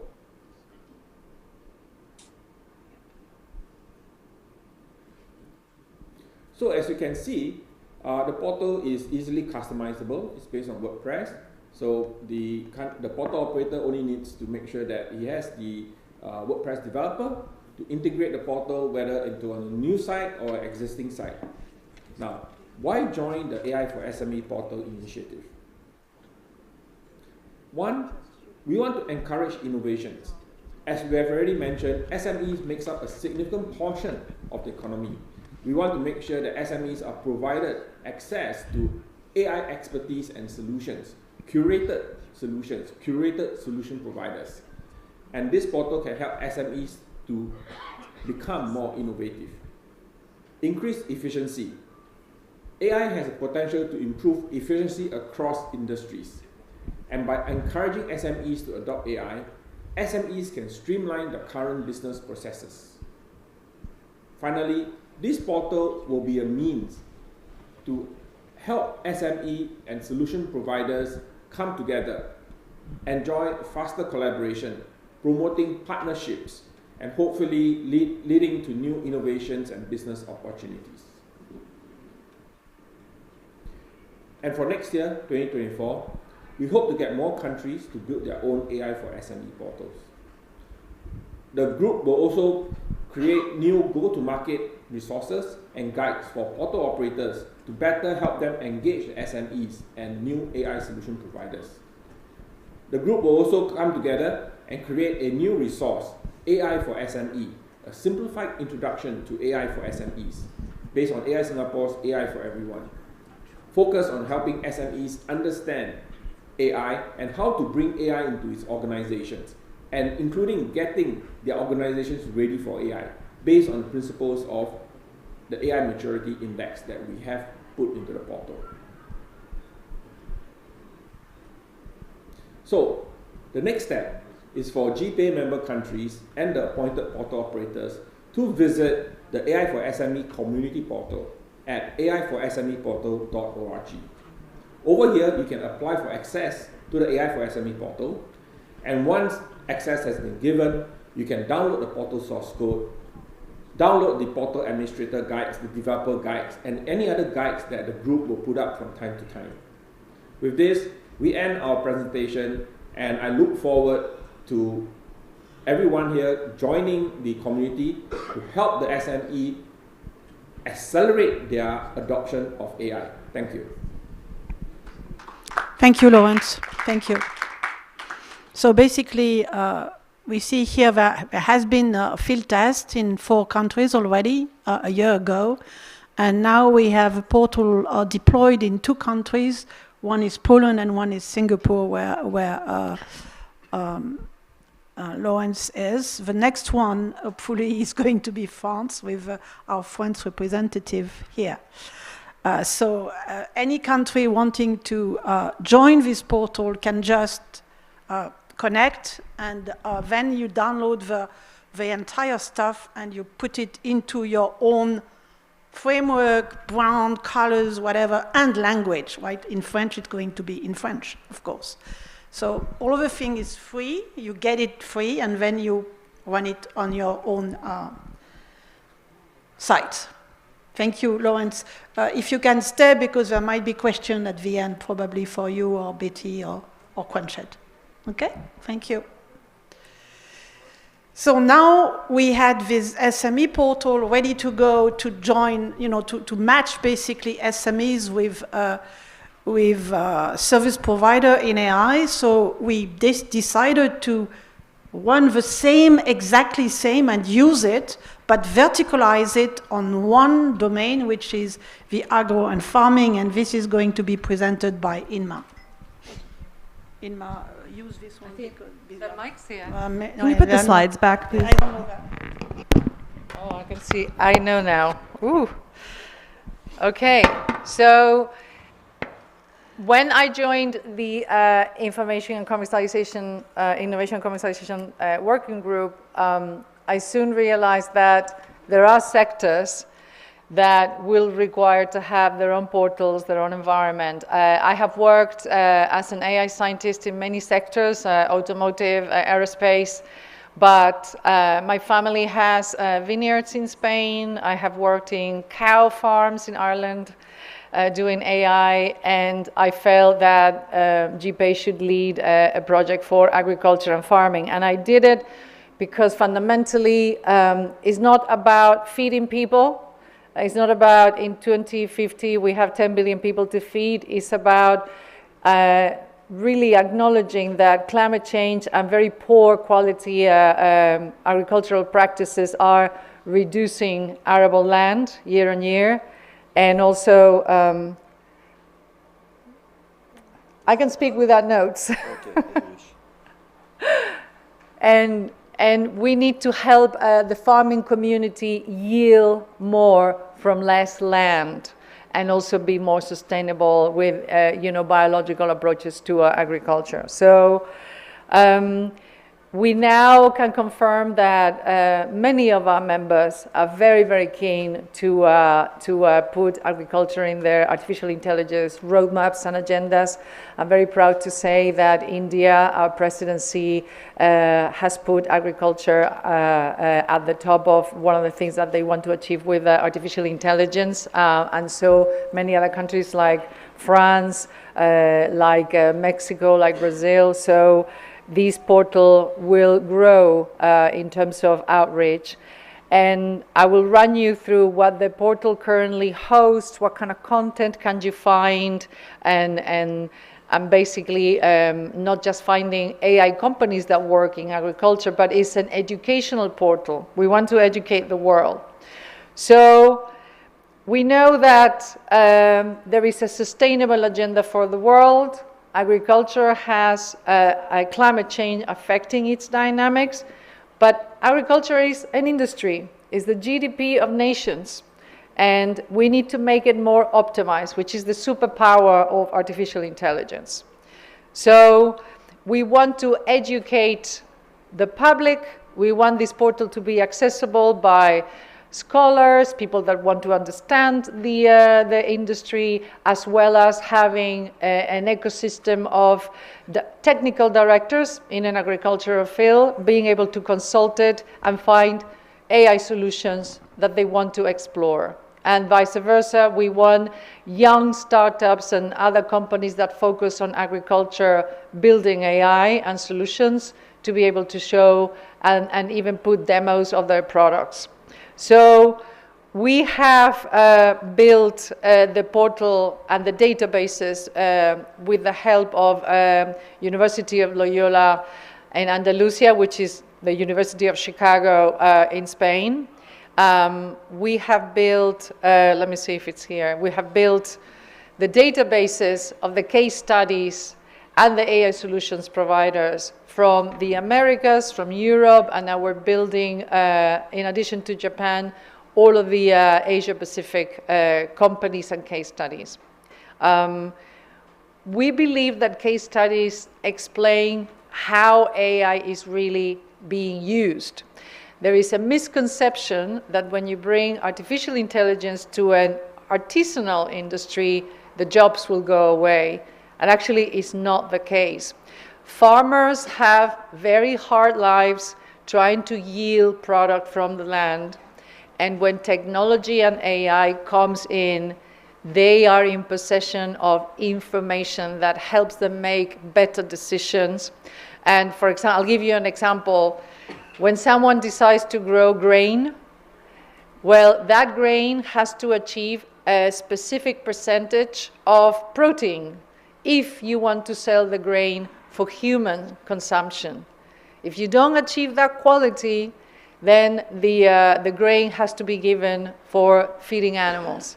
And you don't get any money for it. Basically, you work for free the whole year. So we need to increase the value. When I say yield, it's not so much the quantity that you get from the land, but the quality of the product. So we need to feed people with nutritional values. So we have now begun the roadmap of integrating our work with FAO, with organizations at national level that also have innovation centers or labs that focus on agriculture. I'm hoping that we will be able to establish these relationships here in India and in other countries. My targets right now are France, Spain, Holland, where we have the most strong cases of AI in Europe, and then build India and Australia in 2024 as well. So, So just to invite you to collaborate with us, information in portals is something that shouldn't be static. We hope that the portal is interactive. It has videos, it has tools, you can see demos, and it's really a portal that we see growing and expanding. Initially will be launched in English. I'm hoping that we can get it into national levels and then be in the local languages. And if you work in agro and AI, come to me after the presentations. Thank you, Inma. To be launched in first quarter of 2024, right? That's the beta? Yep. Wait for it. Not for the people. That's the beta. Wait for it. Thank you. So what you saw so far basically was what you were talking about in the previous talk, what we call the plumbing, right? Exactly that. We do plumbing work, we propose tools to be used.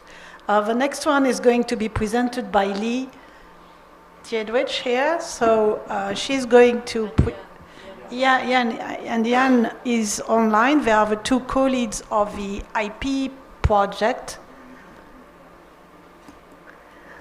Hi, everybody. So I'm going to talk a bit about our project that we started a couple years ago on unlocking responsible AI data and model sharing.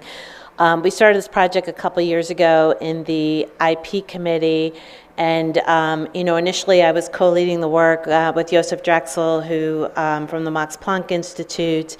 And, Jan is my co-lead on the committee, and he's been getting involved as we've been launching the 2024 plans.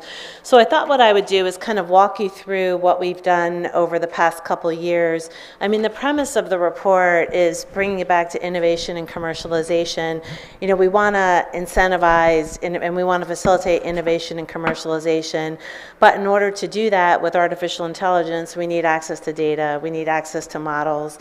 And one of the things that we've observed, Jan has a lot of industry experience. I was actually in private practice in law for 30 years before joining Duke relatively recently, is that parties want to share data and they want to share models, but it's really challenging to do so. So the whole premise of our project is how can we unlock those opportunities safely to create incentives for innovation, to create AI models that have access to data that can help eliminate bias, help address safety concerns, but do this in a way that is responsible. We need to protect privacy when it comes to the data. We need to protect proprietary rights. When we come to large language models and open source, which is now a big part of our work as well, we want to make sure that those tools are available for innovators, but we need to address the safety concerns. So that was the premise of our project. And we started in 2022 with, again, being the Innovation and Commercialization Working Group, is we really want to understand what the market needs are. So we did this preliminary study that was, had some book research, but what was more important to us was to go out to the community, to different stakeholders, and try to find out, are there needs, do they think standard contract terms can work? So I'll walk you through that study. Then in 2023, we built upon that preliminary report and actually did 2 hybrid workshops, one at Max Planck Institute in Munich, one in Duke in Washington, D.C., where we brought stakeholders together to really try to move this forward. And then I'll turn it over to Yan to talk about what we're going to do in 2024. So again, the premise of the work is that parties actually want to share data, they want to share models responsibly, but find it challenging to do so. And the whole premise is maybe through standard contract terms, we can develop mechanisms to facilitate this. So in our 2022 report, it really kind of confirmed that basic premise, and we identified what some of the challenges were to the data sharing and the model sharing. And some of them are technical challenges, and we know our colleagues in the data governance group are working on this, that we don't have standardized data formats. So if 2 parties want to exchange data, it's very hard to do so and make it usable without the standard formats, without the standard APIs. Another big issue we found are just the legal challenges. How do we protect rights to the data when we share the data? And the legal issues cut across a lot of different sectors. We have intellectual property issues, we have competition law issues, we have privacy issues, and the legal uncertainties vary across different jurisdictions, which make it even more complicated than trying to figure it out in one jurisdiction. Then there's also the business uncertainties that, parties are struggling on how do we come up with valuations of the data. What the data holder may think the data is worth a lot more than the data recipient. So how do we come up with tools that can help parties evaluate the value of the data and reach efficient transactions? And then last but certainly not least is we have to be conscious of the data justice concerns, that we don't want to create markets where certain people are being disadvantaged or their data is being exploited. So then, kind of taking that report that there were all of these challenges, and let me back up a second. In terms of finding solutions, what we found in the preliminary report is that even though there is this great need for data agreements, the actual development of those agreements are pretty nascent. We don't have Creative Commons like agreements for data sharing. And we also found that the multi-stakeholder participation is important, because if we want to come up with licensing models that are fair, that are going to be broadly adopted, we need to bring a lot of people into the mixture to help us develop them. It also became clear through our work that there is no one-size-fits-all approach, that there are a lot of different types of transactions. So really the goal is to come up with a menu of terms, the fair terms that parties can choose to adopt for their particular situation.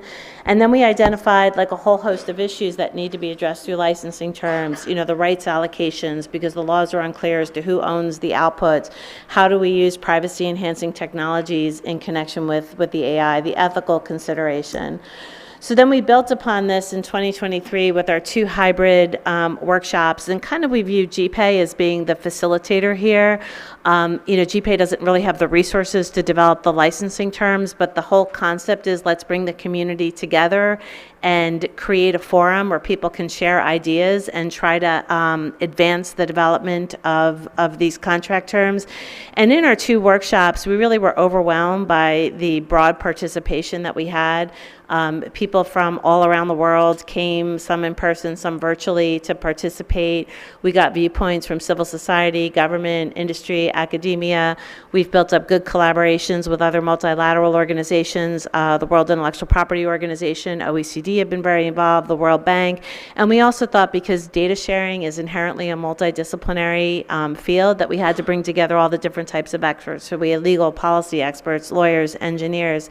The other thing we did throughout the course of the year was, we went through this revolution with generative AI, and we really tried to tailor our work to address some of the concerns with generative AI. One of the big concerns of G7 members is intellectual property rights, privacy threats.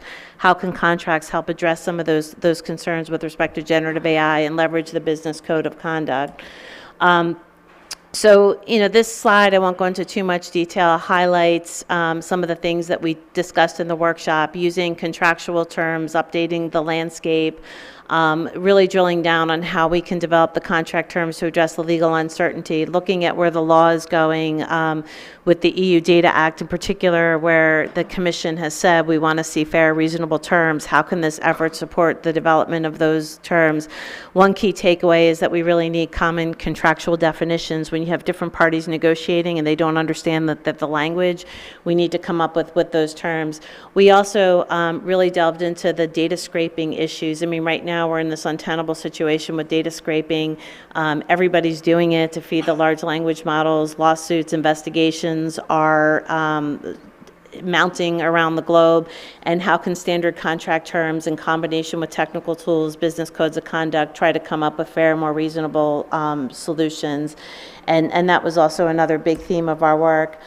Some of the takeaways are that, that I haven't already covered, that there also are big applications here with respect to open source. One of the things that came up with our work is that people are talking about open source, open access with respect to AI models, but the current open source agreements don't really address some of the unique aspects of AI models in terms of disclosing weight. So that's like a whole nother area with respect to standard contract terms. And I think one of the key takeaways from the work is that, this need for the multi-stakeholder collaboration is really key. We invited people to come in with their standard contract terms and give feedback.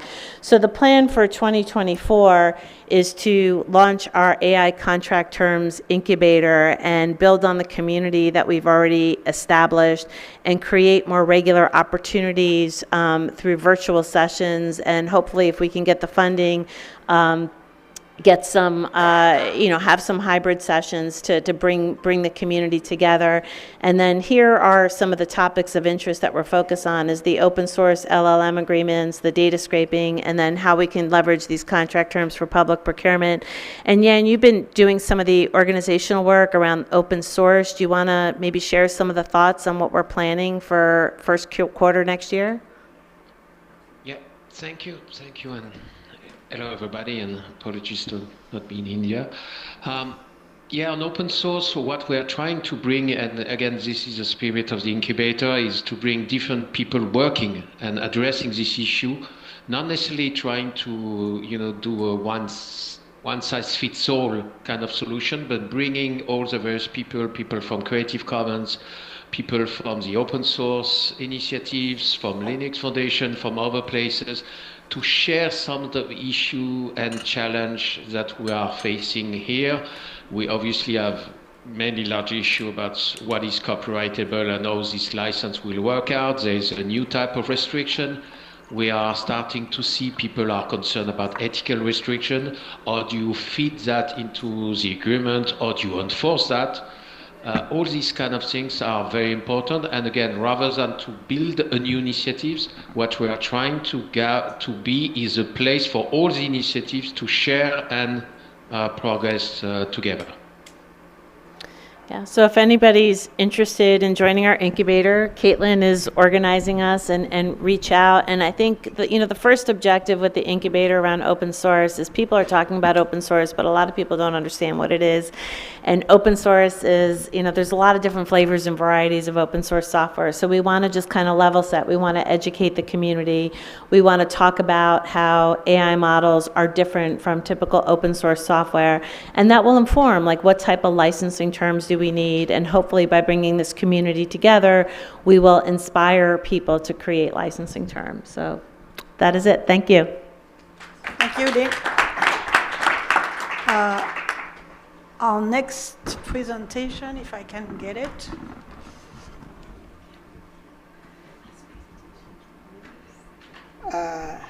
Yeah. My next one is going to be about regulation. Andreas Libor and Sergio, who is unfortunately not here. Yes, so hello from my side. I talk a little bit about that topic of regulation, and as we are the Innovation and Commercialization Working Group, the question is now, how can we combine that? So the issue is, how can we boost the innovation while on the other side we also regulate? Because we support that there are some regulations and regulatory efforts, but the main question is, okay, how can we still maintain that innovativeness? And if you look at what's happening there, it starts actually at very fundamental differences in how countries approach the regulation. And on the one side, you have the more horizontal one, like in the European Union, which applies to all AI applications, and a kind of a central government body that governs and enforces the regulation, and it's additional to the sector-specific regulation. As I heard, it's also, at least in some parts now in India, being discussed to have that more horizontal regulation. Then on the vertical one, you have, for example, the US or the UK, where you go and talk about very specific industries or applications of AI that are then being regulated, and that's with sector-specific authorities that enforce the policies. And then on the third one, you have the non-binding ones that, well, standards are broadly defined, and they are not enforced, and adoption is voluntary. That's, for example, in Japan, in Singapore, and Israel, where you have these more non-binding guidelines. And with that comes a couple of challenges. And one is that we not only have these different regulatory approaches, but we have different definitions of AI. So in some regulations, your use cases will fall under the regulation, and in others not. Then on the next level, we have the different applicability of regulation for the specific use case. In the EU, for example, it depends on if it's a high-risk case or not. So it really is then on the use case also within the regulation, the question of what types of regulatory requirements are applicable to your use case.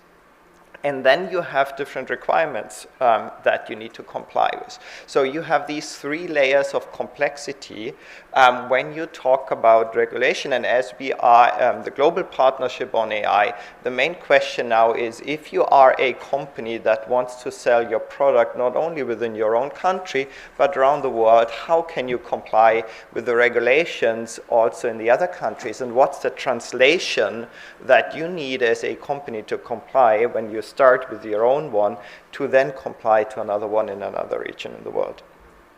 So, and if we did that survey just looking at Europe and the European SMEs and asked them, what is it, what's the difficulty that you find in complying with different aspects of the AI Act? And as you can see, in data and data governance, it's more than 50% that it's either very hard or hard to comply with that regulation. In risk management, similarly, in accuracy, robustness, and cybersecurity, transparency, and then it gets a little bit less in record keeping, human oversight, and technical documentation, but still also in them there is a mature, like a significant proportion of companies that have difficulties in that. And again, that is for the own regulation in the own countries. We're not talking about the regulation in other parts of the world.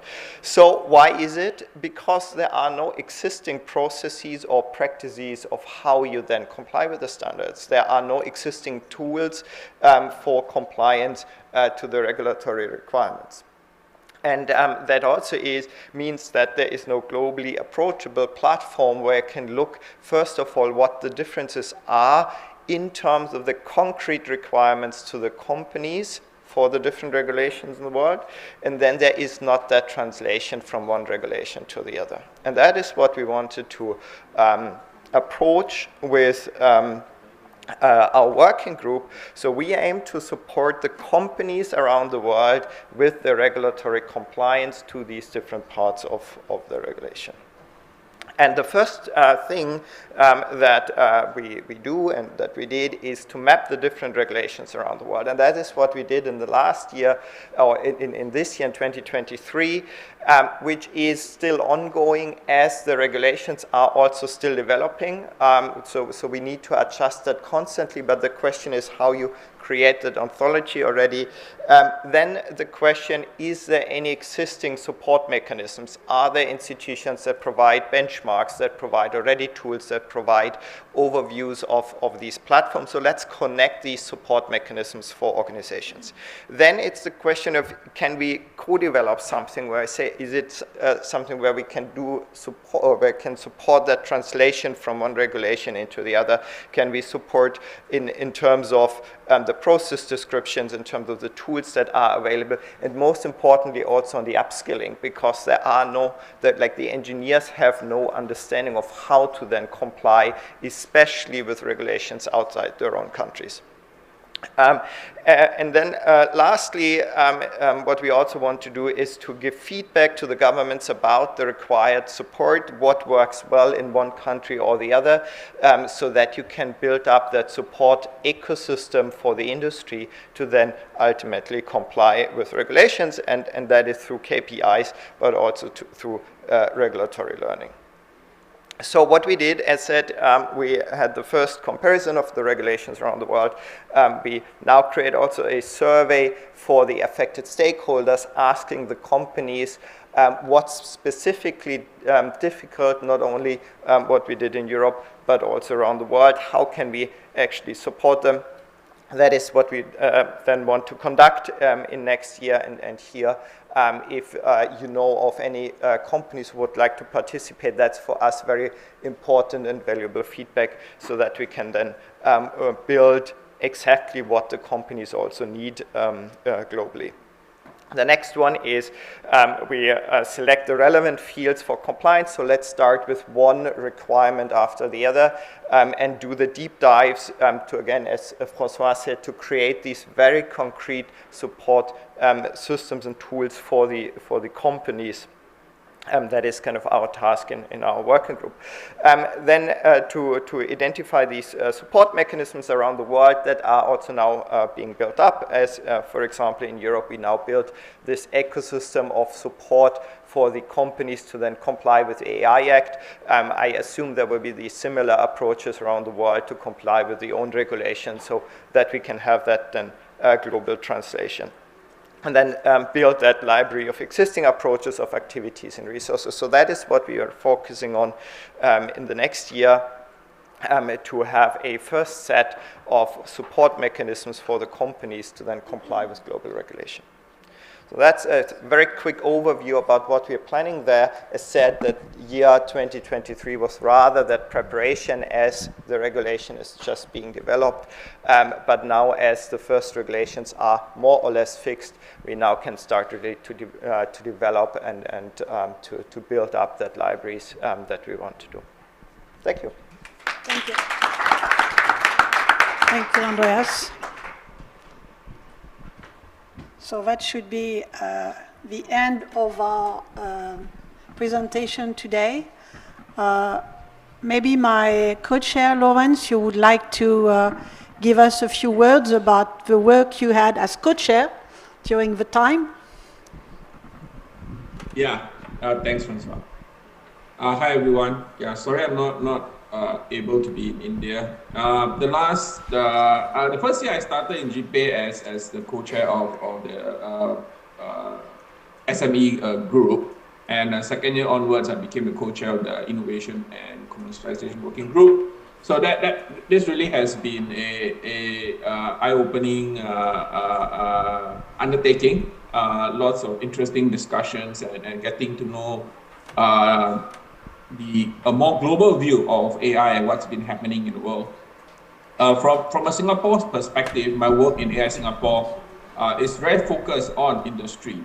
And obviously the last couple of months, a lot of talk on generative AI, regulation and all have come into play. And the work that we are doing here in GPay is very, very relevant to the work that I'm doing in Singapore. So that's a very easy way for me to justify me spending a lot of time working on GPay and involving my team members in helping to build the AI for SME portal and even contributing some of our IPs into the portal, like the AI Mind, and moving forward our AI resources, AI learning resources. So I'm very happy to be part of GPay. And I hope that I have another year as co-chair of this group, and I look forward to working with everyone. Thank you, Lawrence, very much. And as a personal goodbye message to Lawrence, I must say it's been very nice to work with you.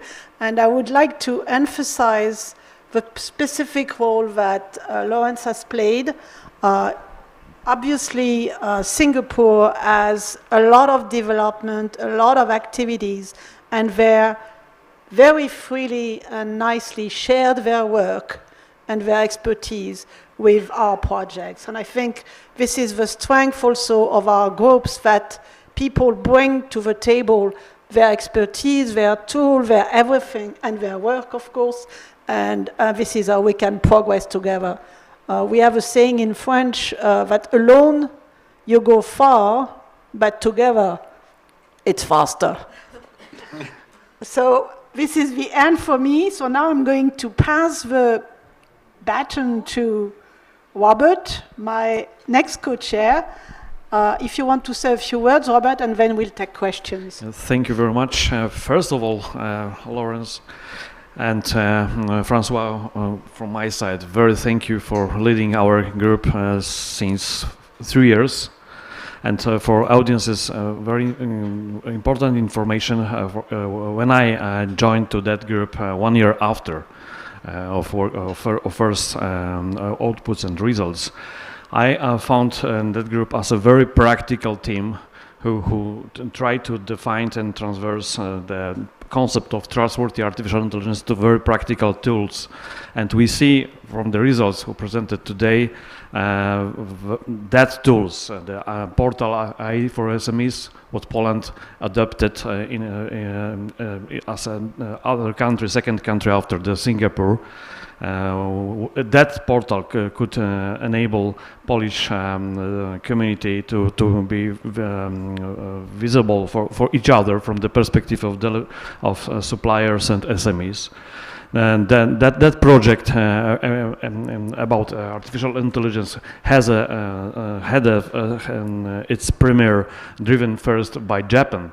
That we had a first overview among the many jurisdictions and find first differences between the jurisdictions. That base enabled for us to develop the project IP committee dedicated to the sharing of data and the models, and finally to understand how we can deal and boost innovation. Maybe now we can support the boosting innovation while regulation better could be by regulation. That was the first approach, and finally, maybe thanks to our work and the domain of agro, we can dive in the very precise, very concrete needs in the local markets. That could be maybe a solution finally to interact interlocally versus global challenges. Maybe it's the future approach for us. And coming back to our title, Innovation and Commercialization, hearing today's panel, I had thought that maybe we need a digital mirror inside of governments to talk on the interoperable language, yes, very practical, and has an impact. And what I can, from my side, for this thinking about a bit future, I'm super happy that our group participate in the work in other groups, working groups, when we can think about the joint projects, transversal projects. I'm really happy to have a collaboration. And why? Because we, as a JEPI, has a mandate to have an answer in the context of artificial intelligence, not only to the technical things. Thank you very much. And thank you. One more time, Francois. We have a good journey together, but I'm crying. Thank you. So before we take questions, I have 2 items here. Number 1 is I would like to thank her here. She's been very supportive. Basically, we are people who have no time, right? We cannot work, we don't answer email, we don't answer phone, and still she can make it, right? So thank you a lot. Thank you, Françoise. The second thing maybe I would like to talk about, you've seen 4 projects here, and the question you might ask yourselves is, how do you come up with projects? How do we decide which projects are good? So far we basically have one driver, basically, which was what could be helpful to companies. But there might be other ideas, and we welcome all your ideas about that, right? So tell us what we should do next to help companies, and we'll try and fit it in our program. Now, question, please. You can move some mic in the room. This lady first. Ladies Hi. first. Hello. Okay. I am on the advisory council of GovStack, which is the UN initiative for digital building blocks. We are actually looking at GovStack and digital public infrastructure. I think that there's a really important collaboration that's needed with the Digital Public Goods Alliance within the UN, as well as the GovStack Alliance, so that we can actually tie all of these efforts. Everybody's struggling with the AI regulation. I'm also co-chair for digital regulation for the UN Science Summit next year, 2024. I want all of you involved in that. We need to pull all of these efforts together. Thank you. With most pleasure. Come to us, please. Yes, thank you. Yes, you have a mic? Yeah. Fair enough. This person was second. Excuse me, yes. Maybe. Hi, nice discussion and the presentation of the project.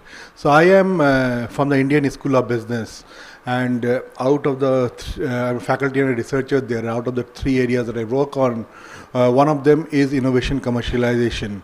I primarily work with a lot of AI startups, basically talking to them about the initial first 3 to 5 years of their journey.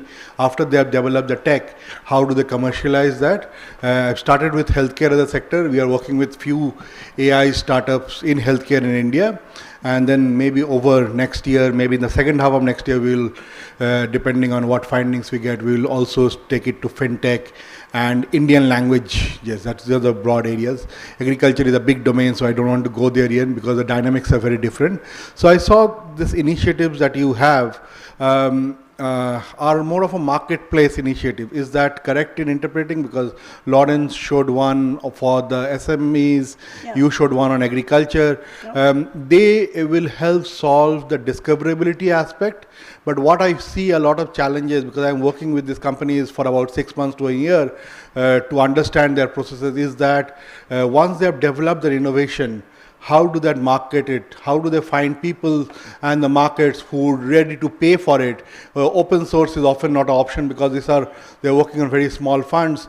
And one of the things that we see, where do they get the pivots? Pivot means change the direction. Maybe someone started with healthcare, they had to see that the same technology is more helpful, maybe say instead of cancer in TB or some other areas. So those pivots are very important. The marketing is very important. How do you reach out to regulations? Because the 2 companies that we are working with now, and some of them have stalls in the big exhibitor also, reaching out to foreign countries because healthcare has a lot of regulations. How do they mitigate the regulatory challenges are very helpful. I don't know how much of the problem that we are trying to tackle will a platform solve, because discoverability is definitely discoverability is definitely one of the first aspect, but I think after that all the other aspects are quite important. I think we can take one more problem. Okay, so healthcare in particular is heavily regulated, as you said, and if you work on the hardware side, like in the devices side, it's even worse. And right now, if you look at the inefficiencies of healthcare for governments, which is where we focus, we have the top picture, is the patient experience, basically patient data, how we digitize hospitals. It's not so much about solutions for the radiologist or the surgery, but really the overall, we have a population that needs healthcare, and we need to start datifying so that we know what particular diseases affect our population, how are we dealing with them. So any startup working in healthcare, if they were to focus on solving the optimization side of the patient administration and the patient handling. That's an area that governments are very receptive to fund, and the hospitals themselves. If you start from the bottom up, which is like the particular solutions for diseases or for specific departments in the hospital, that is harder. I have worked in image diagnosis for many years at Imperial College and in cardiology projects, etc. And I know now the both sides, and in particular in the UK, the biggest pain right now is the top-down. Our hospital administration, digitizing absolutely everything there. And those are the opportunity areas for healthcare in AI. No, I think very, very well taken. I think just quickly to add one point. So the startups that we are working with are not really early stage. They have been 5 to 7 years in there, and they are profitable and successful now. And what we are documenting is the early first 3 years, and what are the challenges that they faced in the first 3 years, so we can learn from them and help other startups in the ecosystem. Maybe you were asking about what this forum can do. What can bring to you practically, because this is what we're interested in. What is practical? Yes, right? maybe I can share my learnings. Obviously, we cannot with solve everything, right? There will be a lot of needs which are not covered. The first thing we want to do is very simple. Actually, is we want to put SMEs who don't know about AI in contact with companies like your company that you're advising, to help them progress and go faster. This is the first level that we are dealing with in the SME platform. The second thing that we're going to try, and this is what the people with Lawrence, Betty and Quanshet have been doing, they've been bringing the tool, which is this matching tool, which is step one. If you don't get this step one, nothing happens, because the SME cannot do it alone. And they would need a lot of help to do it alone. The second thing that we're going to do next year with what Lawrence started to present is basically we realize that SME, after they do this first stage, they need to learn, they need to train. And they cannot go out and get a master. This is not what they need. They need easy training sessions, and we're going to try to put up a program like that. And as you see, it means that the platform that we have is the starting point, it's not the end point. So first matching, second training, third, you tell me, job fairs, linked to VCs, whatever you wish. So it's a platform which must grow and will grow with time. At this stage, it is what it is. Great, right? I'll be happy to engage with your group, this group later on. Thank you. Very welcome. Yeah. Yeah, this person here. Yeah, you had it. You wanted it. So go ahead. Okay, fine. Okay. So the first thing is, though I was unable to hear Inma's session, the other 3 sessions I did hear, they were really good. Considering the fact you said they are all pro bono jobs, this is really commendable jobs. Man, that's something that I would like to say first. The second thing, that the question is, Lawrence, when you showed those solution providers, right, in the AI, that SME portal, how do you verify those? Is there a verification mechanism? Good question. Okay. Yes. Lawrence, go ahead. Present SPMI. Yes. So the solution provider, before they are onboarded into the portal, they have to complete a registration process, including completing what we call a solution provider maturity index, SPMI, which was contributed by France, and that's a very expensive set of questionnaire. But we also take the stance that in terms of governance of this, we leave it to the each country member country to decide what is the type of governance they want. We recommend a few, but it's up to the country to decide. But the SPMI should be a minimum. You could even go to the extent of having a formal audit and so on of the company. Now, following that, the company will then upload the use cases. After they've been approved, the company will upload the use cases. It is up to the portal operator to, and that's a setting that can be done within the portal, for the portal operator to actually review and approve each of the use case, or if the portal operator say, well, these companies I have already validated, I will assume that these use cases are okay, and therefore, I'm not going to review each of the use cases uploaded.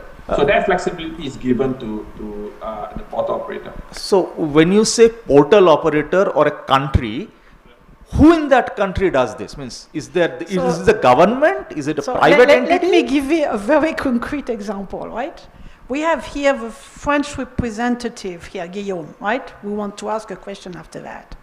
So for my institution, not for GPI, for my institution, Hub France AI, I want to be able to use this portal because I'm running a project which basically put in contact SMEs with service provider. I'm doing that by hand today. It's a pain in the neck to do it, right? So I apply to Guillaume as the French representative to give me the right to become portal operator for this thing for my project. He reviews that, he passes that through strategic committee and all the nonsense that they have, right? And then at the end of the day, he says yes or no. When he says yes, then I go to Singapore, who has the technical thing. They send that to me, and with the support, most probably of Betty. Sorry, Betty, we will going to bug you a lot. They help me to basically take the tool, translate that to French. We already did that a year ago, but probably need more. Translate that to French, brand it, put our colors, put our logo, put everything. So it's really a process by which the country representative is in charge of making sure that he gives the key, so to speak, to a portal operator which is obeying the principle which are listed in a governance document that we've written. So there is a governance document which says what are the rights and things that you need to do as a portal operator. Not everybody can do it. Francois, maybe. Can I? Oh, sorry. Maybe 1 minute, 30 seconds from Polish case study. We have some success story, and that was a different approach. Probably, maybe because that coincidence that me is an expert, in the same moment the governmental representative, my person recommended inside to my government, please, we need to operate that portal. We get it, the technical features from the Lawrence and the Betty. And we have one person who is administrator of that portal, and that portal belongs to the Ministry of Digital Affairs. And because of that, we have a horizontal view and a very practical tool dedicated to our enterprises from one side and second side. This is like that. Yeah, that's a very important point. Number one, Robert is in a very interesting position. I've not been appointed by the French government. Too bad, right? So I go for the French government. But in his case, what is very interesting is that they're pushing for a solution which is global at the level of their country, whereas in France, the decision is so far more like different portal operator. So what I mean to say by that is that we've tried to build a tool which is extremely flexible, and it's for each country to decide how they want to use it, how they want to deploy it. It's your decision. Of course, having a solution like the global one in Poland is nice, because then the government has a global view of its SMEs and startups. That's beautiful, right? So when you say the government representative, you mean that all 22, 27, whatever countries of GPI has, 29 countries have a single representative in GPI. We have a member state representative, yes, of course. Okay. Yes. Fair enough. And he decides everything on this, how it happens. Fair enough. In the agro project, because our clients are in the fields on a tractor, not filling out forms, we've done it in reverse. If we go to the farmers and we actually, or the agricultural associations, and they tell us which farmers are using tech, and then we ask them, what are you using? Then we go and check the company ourselves. And it's very easy. If you're really selling tech, you have a YouTube channel where you show what the robots are doing or what the tech is doing. The good companies that really sell stuff have YouTube channels. So for me, check box.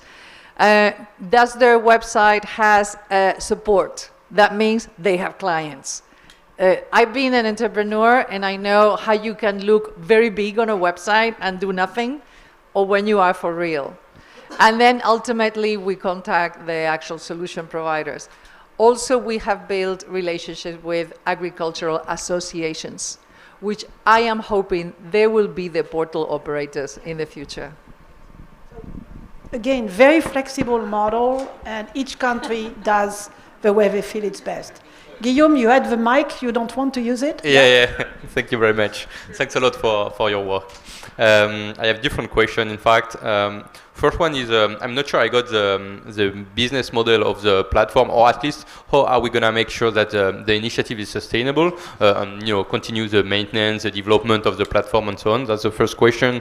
Second question is, does it make any sense to, I understand that for the moment it's on a voluntary basis, the fact that an SME or a solution provider is using the platform, but does it make sense, for example, I will speak for France, we have fundings for within the national strategy for AI, and we could ask as mandatory the companies that are receiving public money for their development to register on the platform, for example. Thank you, do that.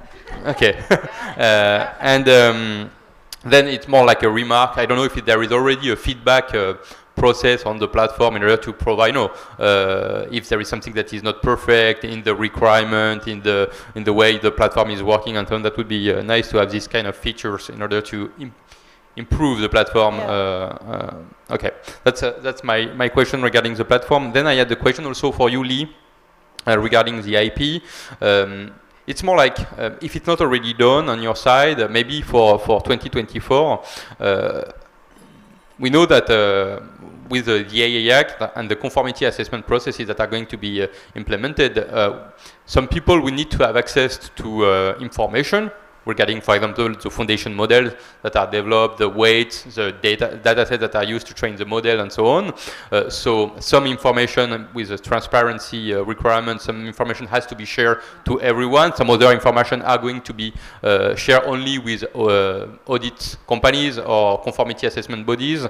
So how are we going to make sure that the intellectual property is preserved while implementing the AI Act and the conformity assessment processes? That would be interesting to know.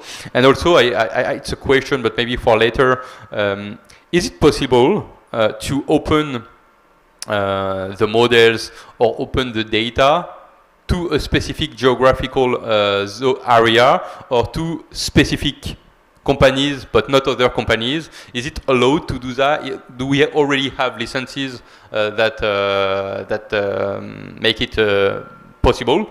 So that would be also interesting to know, especially if we are opening, for example, the data, the public data, such as the data from the National Archives or for, I don't know, the Museum of France. Maybe we agree to open that to some partner, but not all countries in the world or all stakeholders in the world. So is it doable or not?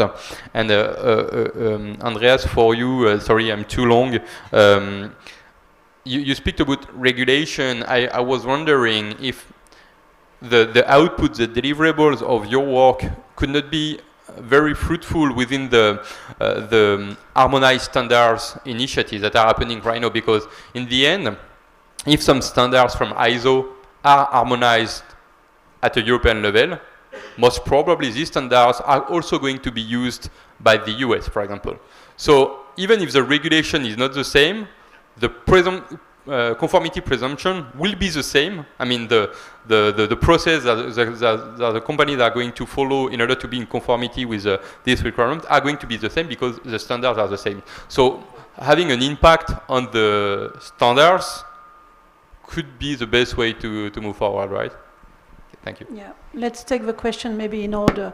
So the first question was about the sustainability and the questions of evolution. The sustainability issue, remember, basically we are building a tool, evolving it, so when JPI dies, That's funding fails, of course, but worldwide, everybody will have their solution and are in charge of, paying for it and maintaining. This is what I didn't say. You get the tool for free, but then the cost of using the tool is yours. So the sustainability issue is going to be run like that by the countries. Now, about the question, maybe Lawrence, you can talk about the forum, because I think the answer to the question is the forum that we set up. Can you tell about that? Yeah, so we have set up a community forum for all the portal operators and also the developers of the portal to actually come in and share with each other the best practices and any improvement that they want to see. They share the code, and then we can roll that back into the portal so that everyone else can benefit. So there is a community forum that we have already formed, and I welcome all the portal operators and the portal operators developers to participate in this forum. This is really the place where you download the portal source code, the governance documentation, the how-to guide, and if necessary, my team will actually help each country stand up the portal.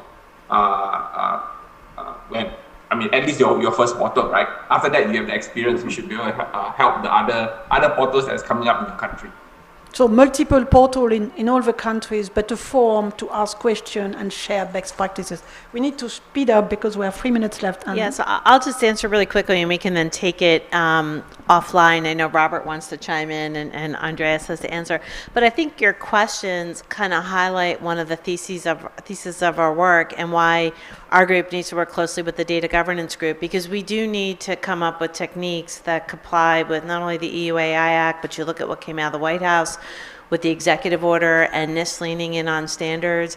And I think so we need data governance techniques. How can you protect privacy, but also disclose enough information about the training data that you're providing that transparency? How can you disclose enough information about the data that you can create meaningful ways of accountability? And contracts can help. It's not the silver bullet single solution, but if, when Bertram comes up with the techniques, not that I'm putting you on the spot here, we can then, through business codes of conduct, through contracts, say, you're going to comply with this and create mechanisms so other people in the ecosystem, whether it's governments, whether it's other private actors, can then create enforcement. So I think it all works together. And I think the short answer on limiting access to open source, contracts can help. Contracts, business codes of conduct on what you're going to allow, what you're not going to allow, but building in the technical fences around that and having policymakers be able to weigh in are really important too. So over to you. So very, very quickly on the questions here. Yes, on the European level, as now we really also get started, we do work together with the JTC 21 group so that there's alignment with the standards and the tools that we can then build. So that is given, yes. One addition to what Lee said. You asked about some space when we can, in which we can share data. It's allowed. My experience, Polish experience in the talks with experts here in Japan and around the world, its simple answer is, of course. We have a very risky buzzwords: data ownership. Data belongs to anybody. This is error. First, it's only digital copy of existence. Now it's only question how companies, how governments keep the data and block the access. And from that reason, we can build the club environment. People aligned, like-minded people, like-minded companies, governments, and establish, for example, in Africa, trusted but resilient from the outside space in which we can share data on our rules.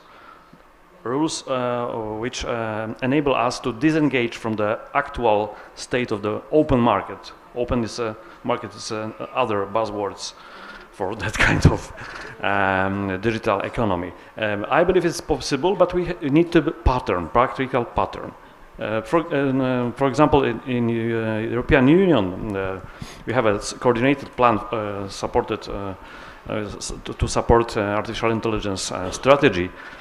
We developed the concept data spaces. It's a bit different. But involving that concept, what I said just some minutes ago, it's possible finally to using the approach RegTech, not regulation, but RegTech, and to deliver some steward who guard the standards, how we can share data inside of that cloud. Yeah. Thank you to okay, go, and then quick we answer and we go and lunch. Yeah, I understand. Thank you for the wonderful panel. I was wondering, since there was a conversation about soliciting feedback or suggestions for the way you move forward.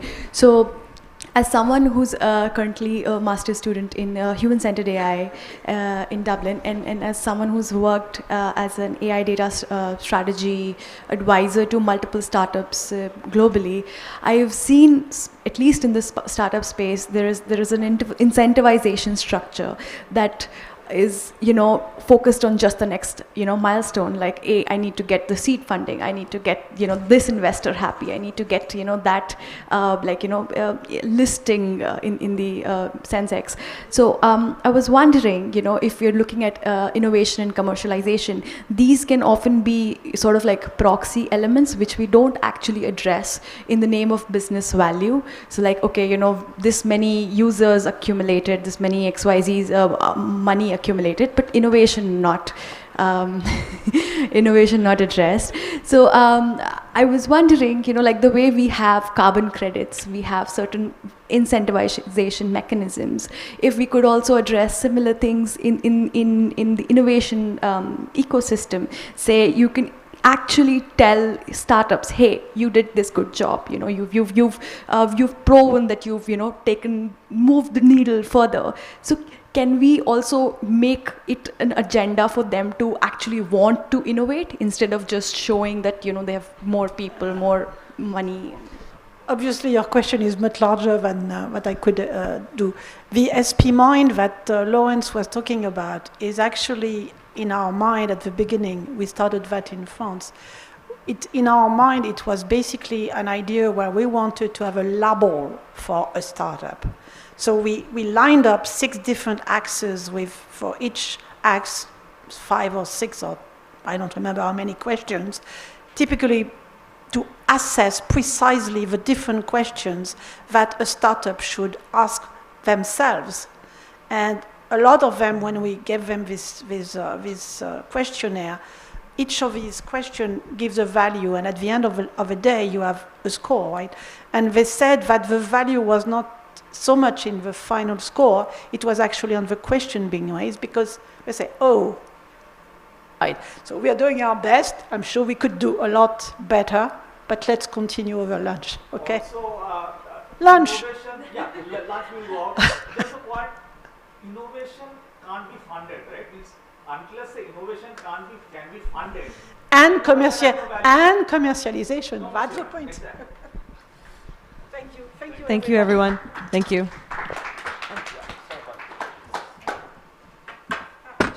We need a picture. Anybody's here? Now we've lost him. We don't have Yeah, we have a picture of them outside. Can we have a picture of our people on the screen? With online people? Online people, please. Could you turn this way? Yeah, now it's very good. A little bit more. Yes, perfect. Okay. Thank you. Move on the side. You can sit down.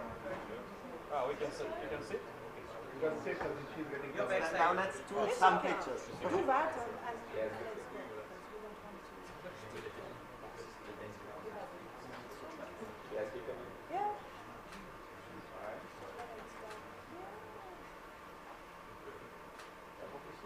Thank you very much. Thank you.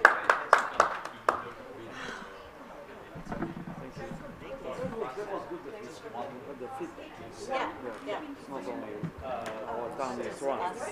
So when are you leaving? Friday, tomorrow, very early morning. Oh, okay. No, I don't have.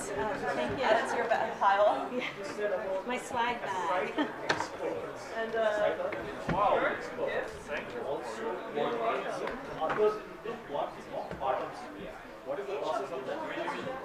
I'm officially Who else? Andreas. Andreas. And Andreas.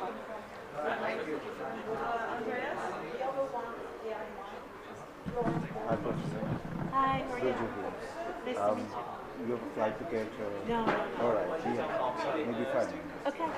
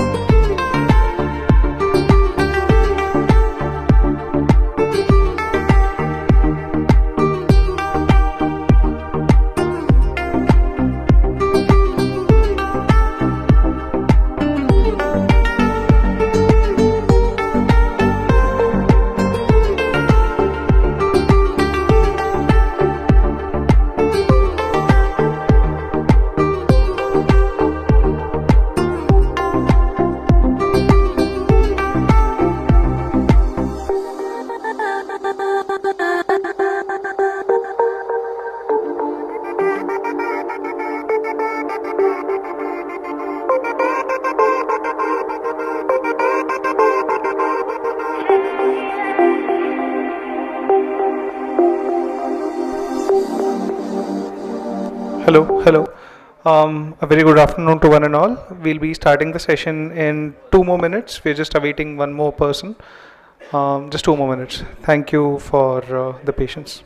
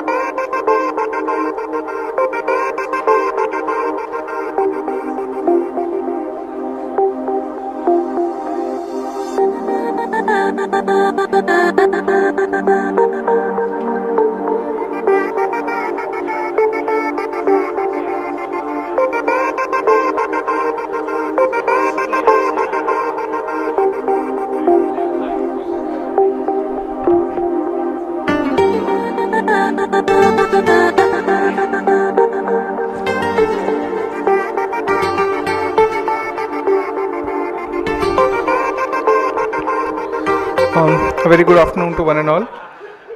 I'd request our esteemed panelists and moderator, sir, to please. I'd request all the panelists and moderator, sir, to please come up on stage for a group photo before we start with the discussion.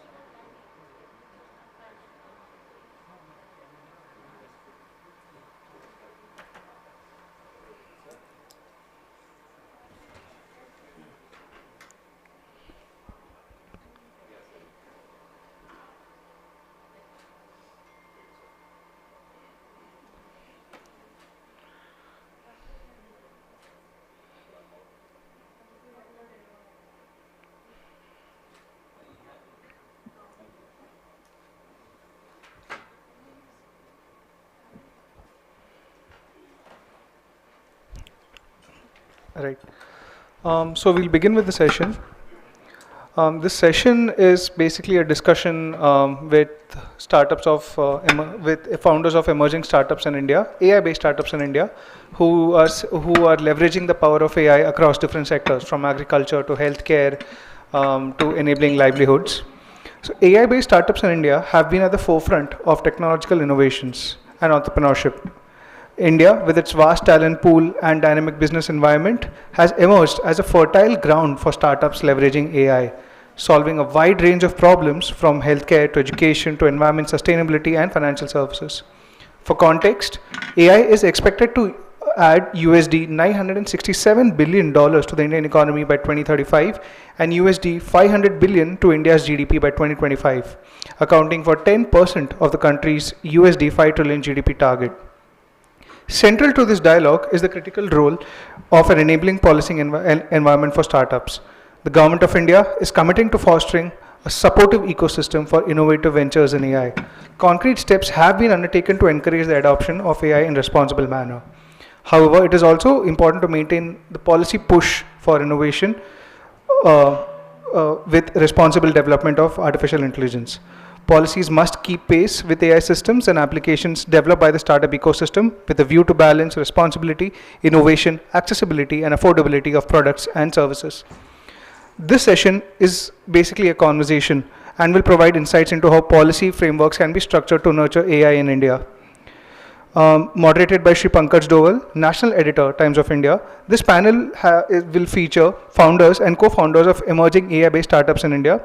These include Mr. Manu Chopra, founder Karya, Mr. Srinivas Subramanian, founder and MD Ariti, Ankush Sabharwal, founder and CEO CoreOver, Mr. Jayant Rathi, founder and MD Nayan Technologies, Mr. Ankit Modi, founding member and product lead Cure AI, Mr. Swapan Rajdev, co-founder and CTO Haptic AI, and Dr. Prateek Desai, founder Kisan AI. Before we start with the session, I'd like to briefly introduce all of these startups. Cure AI is a breakthrough artificial intelligence solution provider that leverages AI to enhance imaging accuracy and improving health outcomes with assistance of machine-supported tools. It taps deep learning technology to provide automated interpretation of radiology exams like X-rays, CTs, and ultrasound scans for time and resource-strapped medical imaging professionals.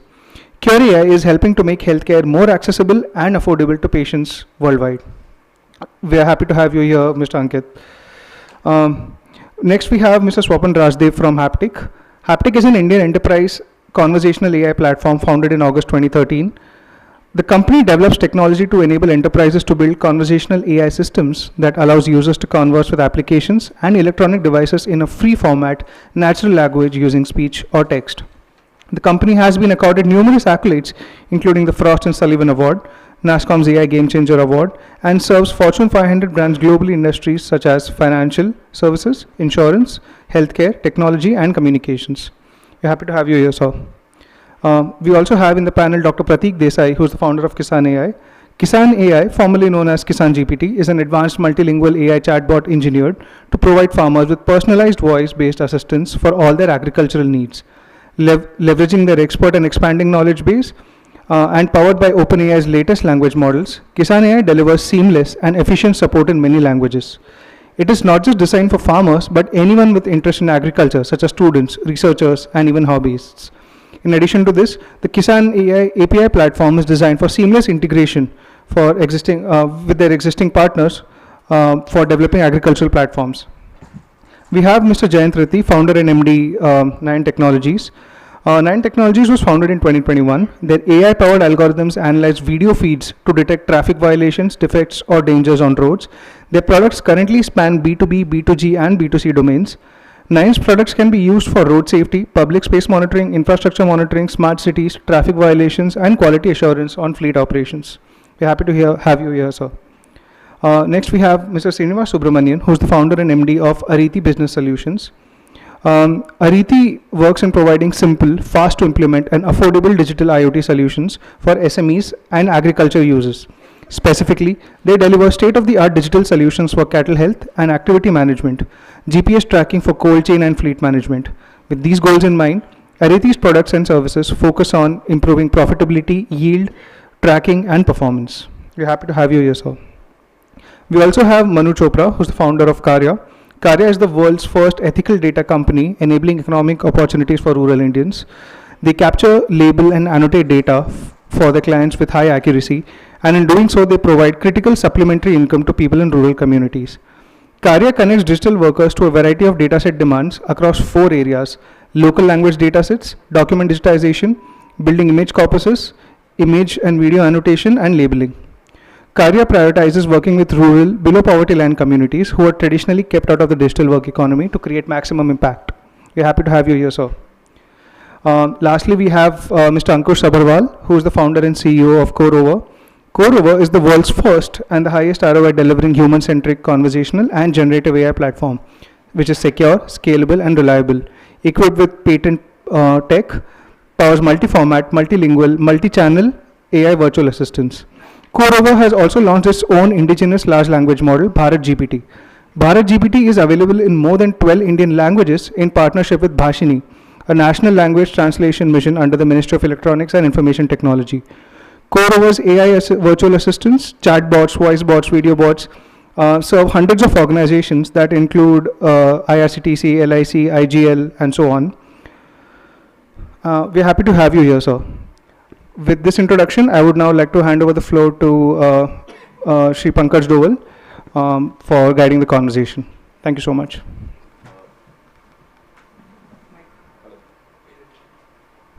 Yeah, it's working now. So thankfully didn't say it's a brief introduction, it's a long introduction because we've got a very big panel.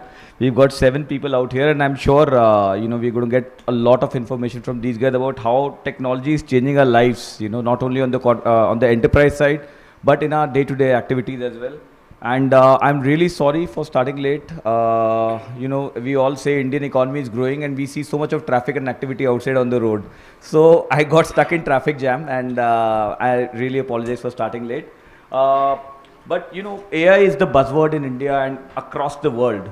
And with generative AI, we saw ChatGPT suddenly becoming popular across the world, and the kind of solutions that it can give are unheard of. We never saw something like that. Now we've seen Google come with Gemini, and India has now gradually started to take early steps in this direction. And the good part was that a lot of activities, if you guys had any opportunity to look at the solutions that are being provided by the startups out here, they are fantastic. I roughly spent 4 hours yesterday just talking to various startup CEOs, and the kind of work that they're doing, it's completely amazing. If you've not seen that, please go and have a look. And if you've seen that, I'm sure you would have liked it a lot. The good part in all this is that the government is taking a very keen interest in supporting the startups, and that's the reason that we saw the Prime Minister come here day before yesterday.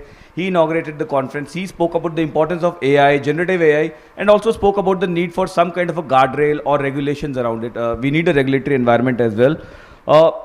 Again, another good part is that all this is happening at a time when 5G networks, very fast networks, minimum speeds could be 1 Gbps. Those kind of networks have also started to roll out across the country. We're getting 6G now. And broadly, there is a lot of activity. And the good part is there are a lot of use cases that have started to come up. So let me first of all start with opening comments. And I'll go by the order that was given to me by the ministry. So please, there's nothing coming last or first. I'll start with Manu. Manu runs this company called Karya. I was amazed at the kind of work that these guys were doing. I read a story some time back in Bloomberg. And so they are crowdsourcing for local languages, local accents, and local dialects. So if I'm not wrong, they go, for example, in a state like Bihar, and they'll ask people to speak about various things, And that is how they're collecting the dialects. That is how they're collecting the accents. And these could be perhaps used by companies like a Google or a Microsoft in training their own models, because tomorrow you may have a voice-based search. How do you get those accents? How do you catch those accents? Somebody has to give you those accents. So if I'm not wrong, Karya is doing that. So Manu, your opening comments and some brief introduction about what you're doing. Absolutely. Oh yeah. Thank you so much. It feels very wrong to be on the stage when Vivek sir is right there, who is, I think, easily one of India's most important technologists. So I think really excited to be here. I think our work at Karya builds on an incredibly vibrant ecosystem, right? I think thanks to the incredible work that so many people here in the room and so many people outside the room have done, today millions of rural Indians have access to a smartphone, they have access to a bank account, they have access to internet connection, right? I can't think of any other country in the world where low-income communities are as connected and as accessible as we have in India, right? And I think that's a huge privilege, right? So I think just starting off with just a note of gratitude, because the work we do would not be possible 10, 15, 20 years ago, right? Some brief intro about the kind of work that you're doing. Absolutely. So basically every year, tech companies spend billions of dollars collecting training data for their AI and ML models. Karya brings that work to communities in rural India. We are able to employ rural communities to build these data sets, whether it is speech, image, video, text. And we do this for different projects like Government of India's Bhashani project, where we contribute actively, to say working with the Microsoft or Google. Our workers own the data sets that they generate, right? So they share it on a non-exclusive license and they keep the ownership. And every single time the data is resold, they get paid royalties. And that keeps them on this pathway out of poverty. Can you explain what the data is actually? What do you mean by data sets? Sure. So I can always, I think the speech is always the easiest example to give. So let's say I want to teach the computer how to speak Marathi, right? So let's say, like I want to launch a computational language model in Marathi. I will need to collect hundreds of thousands of hours of speech data in Marathi. Karya takes that task, breaks it into micro tasks, into small tasks, and distributes it to workers in rural India who do this task on an Android app on their smartphones. They're just recording. They literally read out sentences in the simplest form. And of course, the tasks get more complicated. In the simplest form, they literally read out sentences in their mother tongue. They get paid 2 rupees per recording, or a minimum of 400 rupees an hour for recording that, which happens to be roughly 20 times the local minimum wage. And over a few months, over a period of few months, we're able to get them to 1.2 lakhs in savings, which is the benchmark that we use within the company. We do several other things. I don't want to take too much time, but the goal is, can we use the AI revolution to build new pathways out of poverty? And I think given the rising smartphone ownership and everything, it's a very exciting time to do this kind of work. Fantastic. Kudos. Then next I have Mr. Srinivas Subramaniam, who's the founder of Ariti. And they are basically providing digital solution house for developing and delivering various digital solutions required by livestock and logistics. So I had gone to their website. So for example, collars for cows. They are smartly monitoring what is happening with cows, the health and other aspects. Or example, tracking and tracing trucks, logistics trucks and all. Again, that is something wherein you're involving technology in jobs where you would not have thought that it would be required. So if I can have some opening comments from you. Yeah, thanks Pankaj. So yeah, I kind of, our stall also mentions it, and I mentioned it in the last event also where I was speaking, that we are fundamentally looking to transform rural India. And as part of that transformation, we chose that how can we impact the lives of dairy farmers, and that's where we have built our cattle health monitoring solution. The cattle health monitoring solution is actually very unique to India, because I don't know if you know that there are about 53 breeds of cattle in India, and there is no solution available today to track this. It's all being done with the tacit knowledge of the farmers, which is passed down generations. But even with that knowledge, there are misses, there are oversights, various challenges which the farmers face. So we believe that our technology can enable the next generation farmers, also the current generation farmers, to kind of be up to speed on what's the health. It's like giving voice to an animal which can't communicate for itself. So that's our purpose in doing this. Along with providing this, of course, the other thing which we have done is that we wanted to provide the entire ecosystem around dairy farmers. So not only do we provide the cattle health monitoring solution, but we also have a second vertical which provides all the dairy farm equipments and feeds and other supplements that the farmer needs. So that all his requirements to take care of cattle care and comfort are provided from one stop. And that's how we are progressing as an organization. We hope to build more solutions around this domain, thanks to some of our collaborations which are in the works. So how many cows are wearing the collars? So yeah. People used to ask about who will bell the cat. No, absolutely, absolutely. I think we have just begun. So we have covered about 1,000 cattle today. there are 308 million cattle. So sometimes we don't realize in India, it's the second largest population after humans. 31 crore, is it right? 31 crore 300, cows. yeah. Huh? So 30.8 crores. So that's the population of cattle in India, out of which about 70% of them are productive cattle. Okay, so there is a huge opportunity, and the gap in demand and supply is significant. But as you know that milk is a primary diet component for each of us in India. Yeah, we start our day with milk in some form, end our day with milk in some form, and consume at least 5 to 6 times milk in different forms all through the day. We don't consume as much any other product. So before I go to the next speaker, just wanted to know how open are the farmers towards all this? Do they want this kind of a thing, or do they say no, we don't want it? No, गाय बीमार पड़ जाएगी. No. I think the acceptance for this technology is very good in India today. See, farmers want trust in the solution that they are. And second is, cow is while it's a social and economic vehicle for them, it's also an emotional bond for them. Obviously, yes. Yeah, so there's a lot of emotional connect with the cow as a animal. So they don't want to kind of put something inside the cow. So they are very comfortable with this kind of solutions. Right. Next I go to Ankush Sabharwal. He's, as was explained, he's the founder of CoreOver. And they make enterprise grade video bots to accelerate and grow businesses. And they are the world's first and highest ROI delivering human-centric conversational and generative AI platform. So Ankush, how's it going? And are you the guy who like kind of troubles us with all those bots the moment we enter any website? Yeah. Are you behind that? Yeah, one of those. Yeah, thank you so much, Pankaj. And yeah, so it's exciting times, and we started this journey around 7 years ago in AI. Yeah. And that was the time we were kind of trying to convince the enterprises, organizations, the call center can be automated with this AI virtual assistants.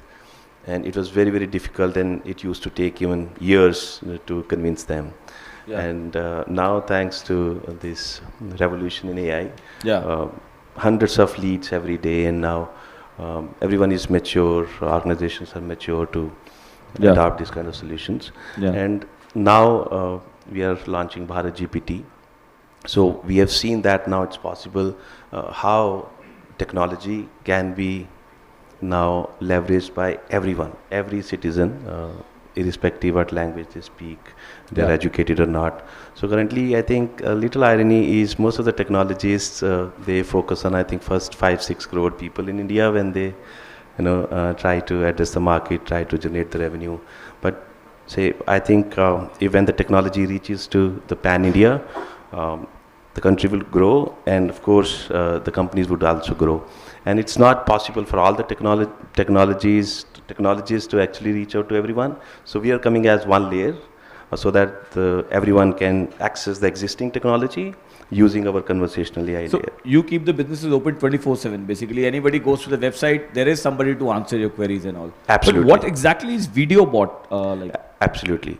So before that, so not just answering queries now, I think we are one of the very few companies who provide end-to-end transactions. One of the examples I can give is IRCTC. I'm talking like a layman. Yeah. So people can actually buy stuff. They can say कि मुझे 5 kg आशीर्वाद आटा के 10 pack दे दो. अच्छा कितना हुआ 1000 रुपया हुआ. अच्छा 2 निकाल दो कितना हुआ 800 रुपया हुआ. चलो ऑर्डर कर दो. And not only that, so in IRCTC you can actually buy tickets saying मुझे कल की बैंगलोर से दिल्ली की ट्रेन टिकट बुक करा दो. You can voice kind of with a voice command also. Absolutely. Okay. So you can actually speak in a natural way, and we have seen that elderly people are using this more often. And video bot is very interesting. See, we are human beings. We want to talk to real people. Though we are in the business of making robots, we don't want to talk to robots, right? So we are trying to make these robots as human as possible.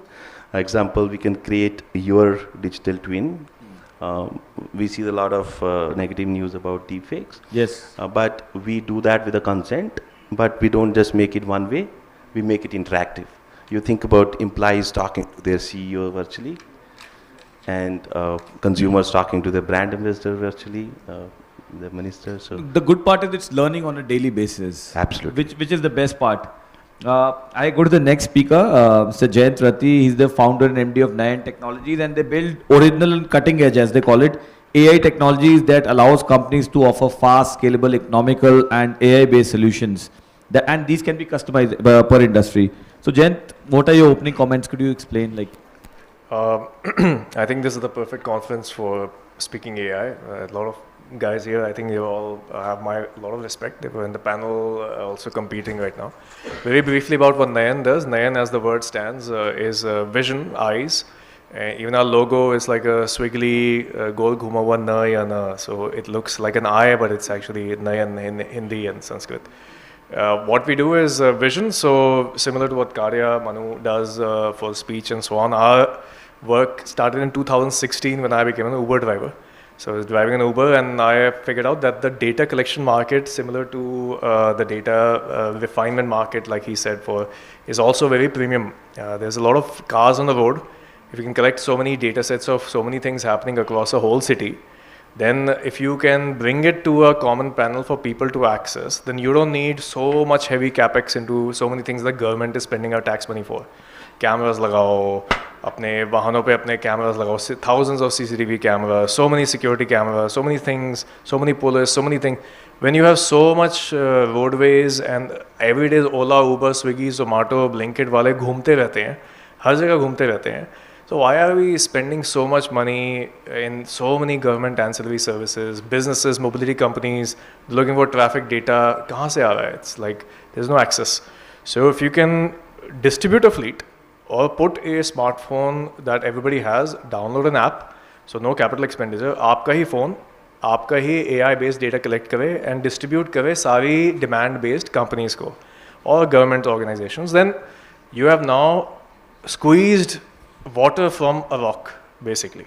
So you have now come up with a model which did not exist. So that's what Nayan does. It collects refined data from the market. How do you do that? Like, for example, if I'm going in my car, would you make me one of your... Yeah, so it's very simple. So you can do it now. It's an application called Nayan.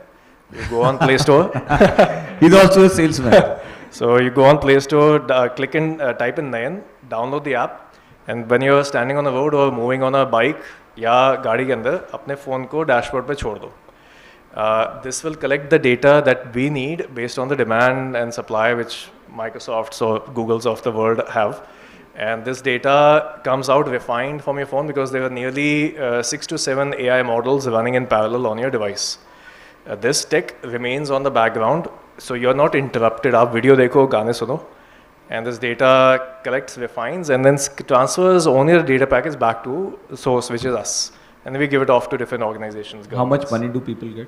5 to 10% of their basic monthly salary is added on top. So Uber wala, let's say 18,000 kama raha hai, so he'll make 1,800 rupees more in a month. If he depends on how much he drives. So the more you drive in the locations you want, the more you... Last question from you on this. Right. That aren't there issues about data privacy? Generally, not data, collecting so much of public data as well. So there could be issues about privacy or security. So it's similar to collecting information, like you can send out 1,000 or 100,000 people on the roads. और बोलो सारे जितने gutter खोले हुए हैं सबकी picture लेके भेजो. Up data privacy can be there if somebody is standing in the front of the picture while he's taking the picture of the gutter. Sure, that person's picture may come back, but AI is very refined. Like it's not taking a scene ki picture, it's looking at that image. वो रहा gutter open, वो रहा pothole, वो रहा illegal hoarding, वो रहा billboard expired. So very specific targeted data. AI is very good at this. So it's selecting data and micro collecting, not macro collecting everything and so on and so forth. Right. Okay, now I'm coming to Mr. Ankit Modi, very heavy surname. Bhari welcome. Founding member and product lead of Cure AI. So you say that your mission is to provide AI to make healthcare more accessible and more affordable. Can you give more details on that? Kya kar? Right. So we started with an aim to solve radiology shortage. So all of us, I mean, whenever we get ill, I mean, you might get a chest X-ray done or a head CT scan done and an MRI done. But what we realized was that there were not enough people or radiologists to read them, right? I mean, if you get a chest X-ray done in probably a Mumbai or Delhi, you might get your report in 2 days. If you go to a tier 3 town, it might be a week. And in villages, although NGOs and governments have donated X-ray machines, there is nobody to read those chest X-rays and tell what is wrong with that person. And that's where we saw that there is an absolute need at that point of time. But what we also saw was that the medical imaging market was growing by 20% every year. So if there are 100 images being taken this year, next year it will be 120. But the number of seats in medical colleges are only increasing by 5%. So it's already a severe problem, and it's becoming more severe year by year, right? So we saw an opportunity there that AI can be a game changer over here, where it can read images, because when we started out, imaging AI was on the rise. You already had Facebook, Google, who could determine things from images, and we wanted to use the same technology to read medical images.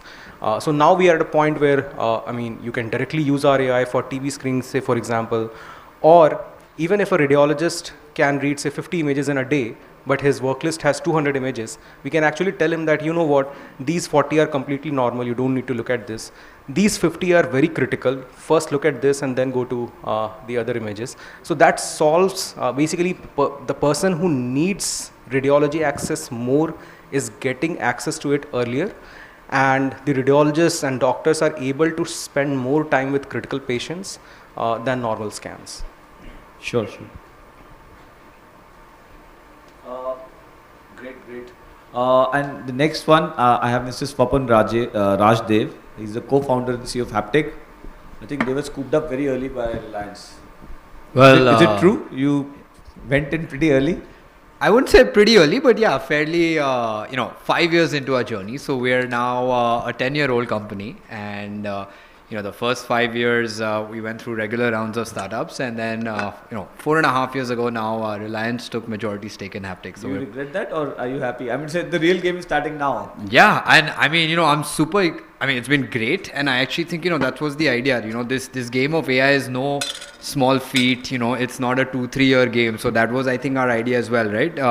This is going to be a long journey. It's going to take a lot of muscle behind it to really make it big, and obviously, Reliance brings a lot of that, but I think the good thing is Reliance, along with it, obviously brought a very similar vision, right? And I think, we're talking about AI and obviously all generative AI today, but, even 5 years ago or even 10 years ago, thinking about it, putting a lot of money into this, it took a lot of foresight to do all this. So, Reliance has been great. We're thriving and not struggling to survive at this point. Good to know that. And last but not least, I have Dr. Pratik Desai. He's the founder of Kisan AI. We all hear about ChatGPT for humans. We heard about Kisan GPT, which is pretty interesting thing. So can you explain, can you tell us what exactly are you doing right now? So Kisan AI is a multilingual voice-based co-pilot for farmers. So what we have been doing, we have been curating the agriculture knowledge that has been produced by different agriculture institutes and different farmer extension workers, and then using the generative AI, we try to deliver farmer the knowledge in their own language, so they can literally have conversation with the AI without any human intervention. It's available 24/7, and they can get the advisory they're supposed to get from some extension worker. And what we found out, we started working in agri-tech 4 years back, and we try to develop AI models for land segmentations and price prediction and all. And every time we figured out that it was the farmer education was most difficult. They keep forgetting things. They keep forgetting how to use application. So we wanted to make sure that we build something so simple and then use that channel to deliver the models. So right now what we have done is we have figured out how to reach farmer, how we can actually deliver the knowledge. So now through this channel, we are now delivering advisories, and now the other models such as price predictions and market analysis, that is something now we're going to enable just like voice. So now they can also start asking what is the market price, what is going to be the average market price, which month I can sell most. So those kind of feature which we kind of developed earlier as part of our journey, now we'll be going through this channel as and it will become real co-pilot for farmers for their everyday. So they can have voice-based queries as well. That was the native thing. So we build in such a way that they can actually have end-to-end voice conversation with Gen AI. And how many languages do you support? So we are supporting 9 Indian languages, English and some foreign languages right now. But I think so. We were actually one of the first one. Like I actually hacked Basini when it was not open. Like the model weights were like available somewhere on GitHub, and I through XML I kind of run it on my GPUs. That was like early days. So we actually launched this end-to-end voice conversation thing in March, like when it was called Kisan GPT, where you did not even have that feature in OpenAI or Google Bard. And that's working out well because we saw from the farmers that it's solving the real problem. There are not literacy problem, language problem, things like that. Fantastic. And what kind of traffic do you guys get on your platform? Like on a daily basis, how many queries are being asked? So until now, we have 300 to 400K question, answer, voice and text has been asked in like 6 to 7 months. But we are not doing any marketing or anything. Like everything is just we are letting it organically grow because we also want to make sure that like our platform become more accurate in terms of the things we deliver. So then we are like growing slowly. But like we have more than 100,000 farmers actually using it on platform like a regular basis. And the responses are generated like are these generated through the models, the AI models? Correct. Or is it like somebody sitting there and answering the queries? So it's a generative AI basically. So we have our knowledge base, and then we've been supported by OpenAI and Microsoft since the beginning. So we use the OpenAI model right now, and we work with Sarvam, and we are just recently work on training our own model. So it's the first agriculture LLM that we trained and released. So our goal is to soon start using that instead of the OpenAI in future. Great, thanks. And I would also like to welcome Mr. Vivek Raghavan. He's from Sarvam AI, and I guess you had showcased your product also today out here. Can you tell us more about that? If you can pass on the mic, please.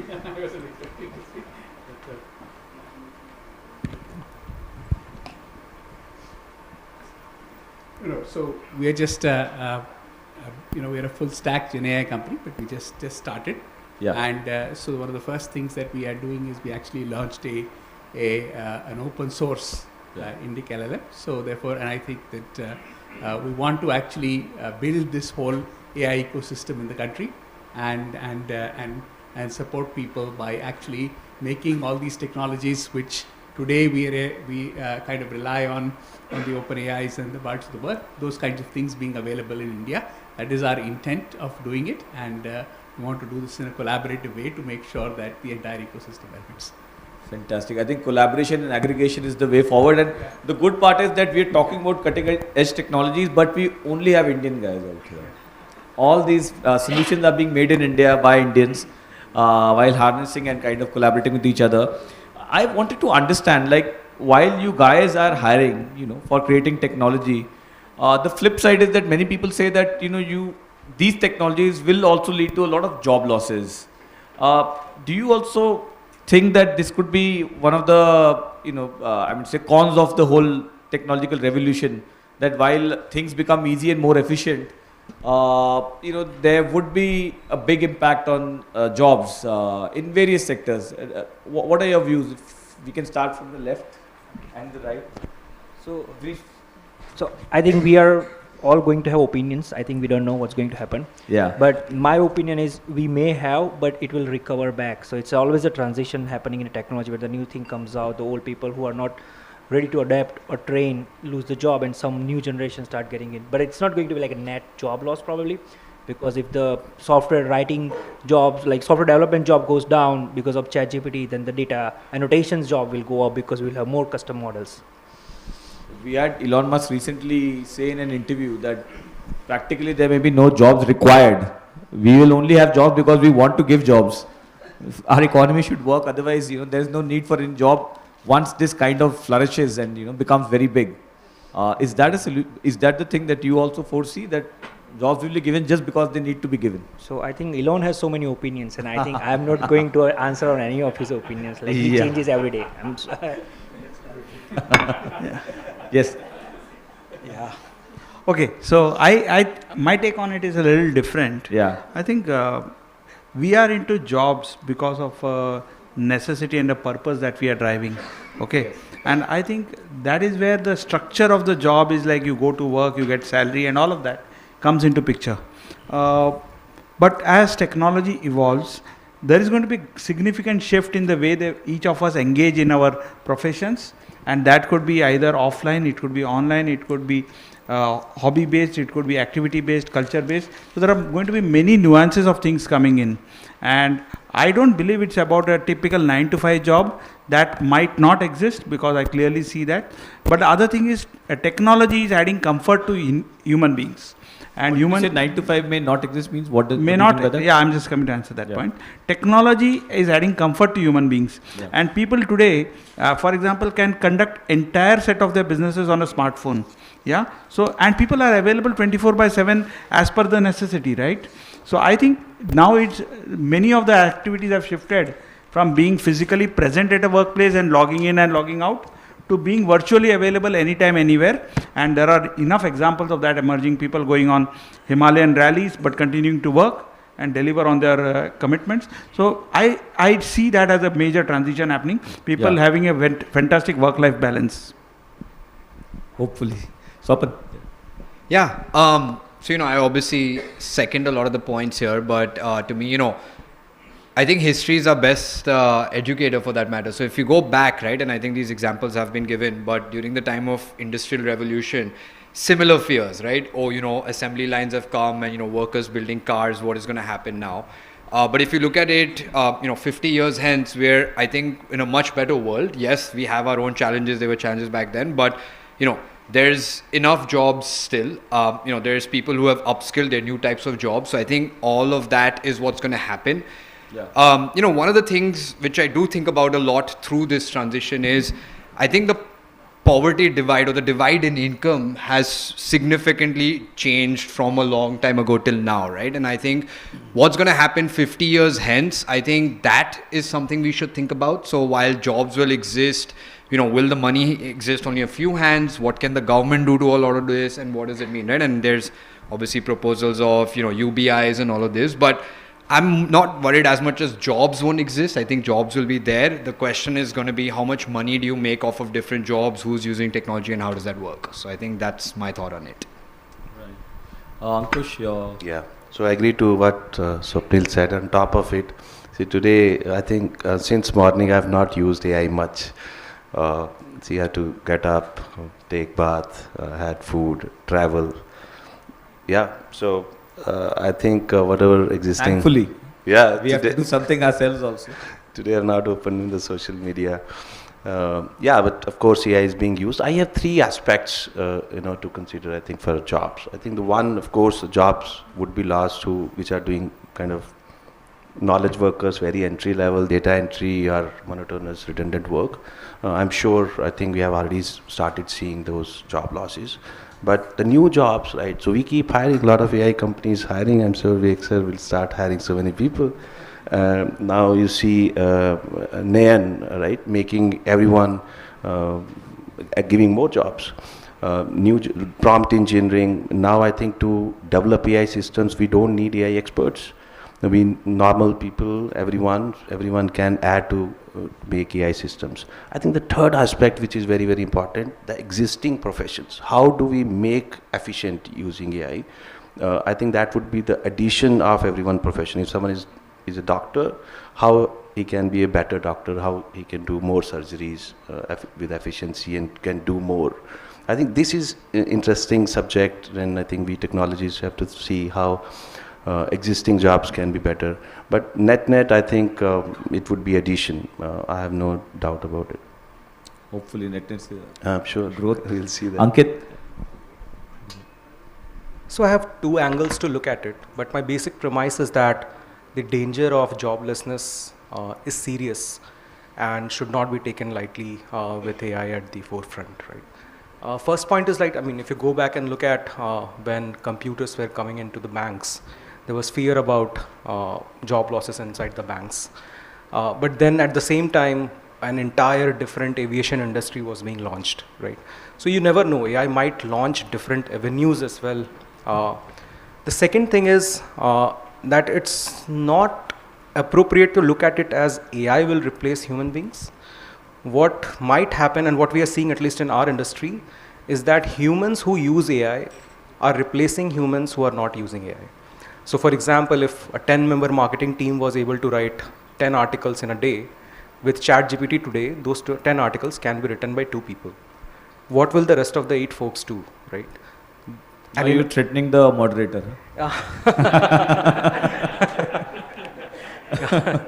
So good. I can moderate at least, hopefully.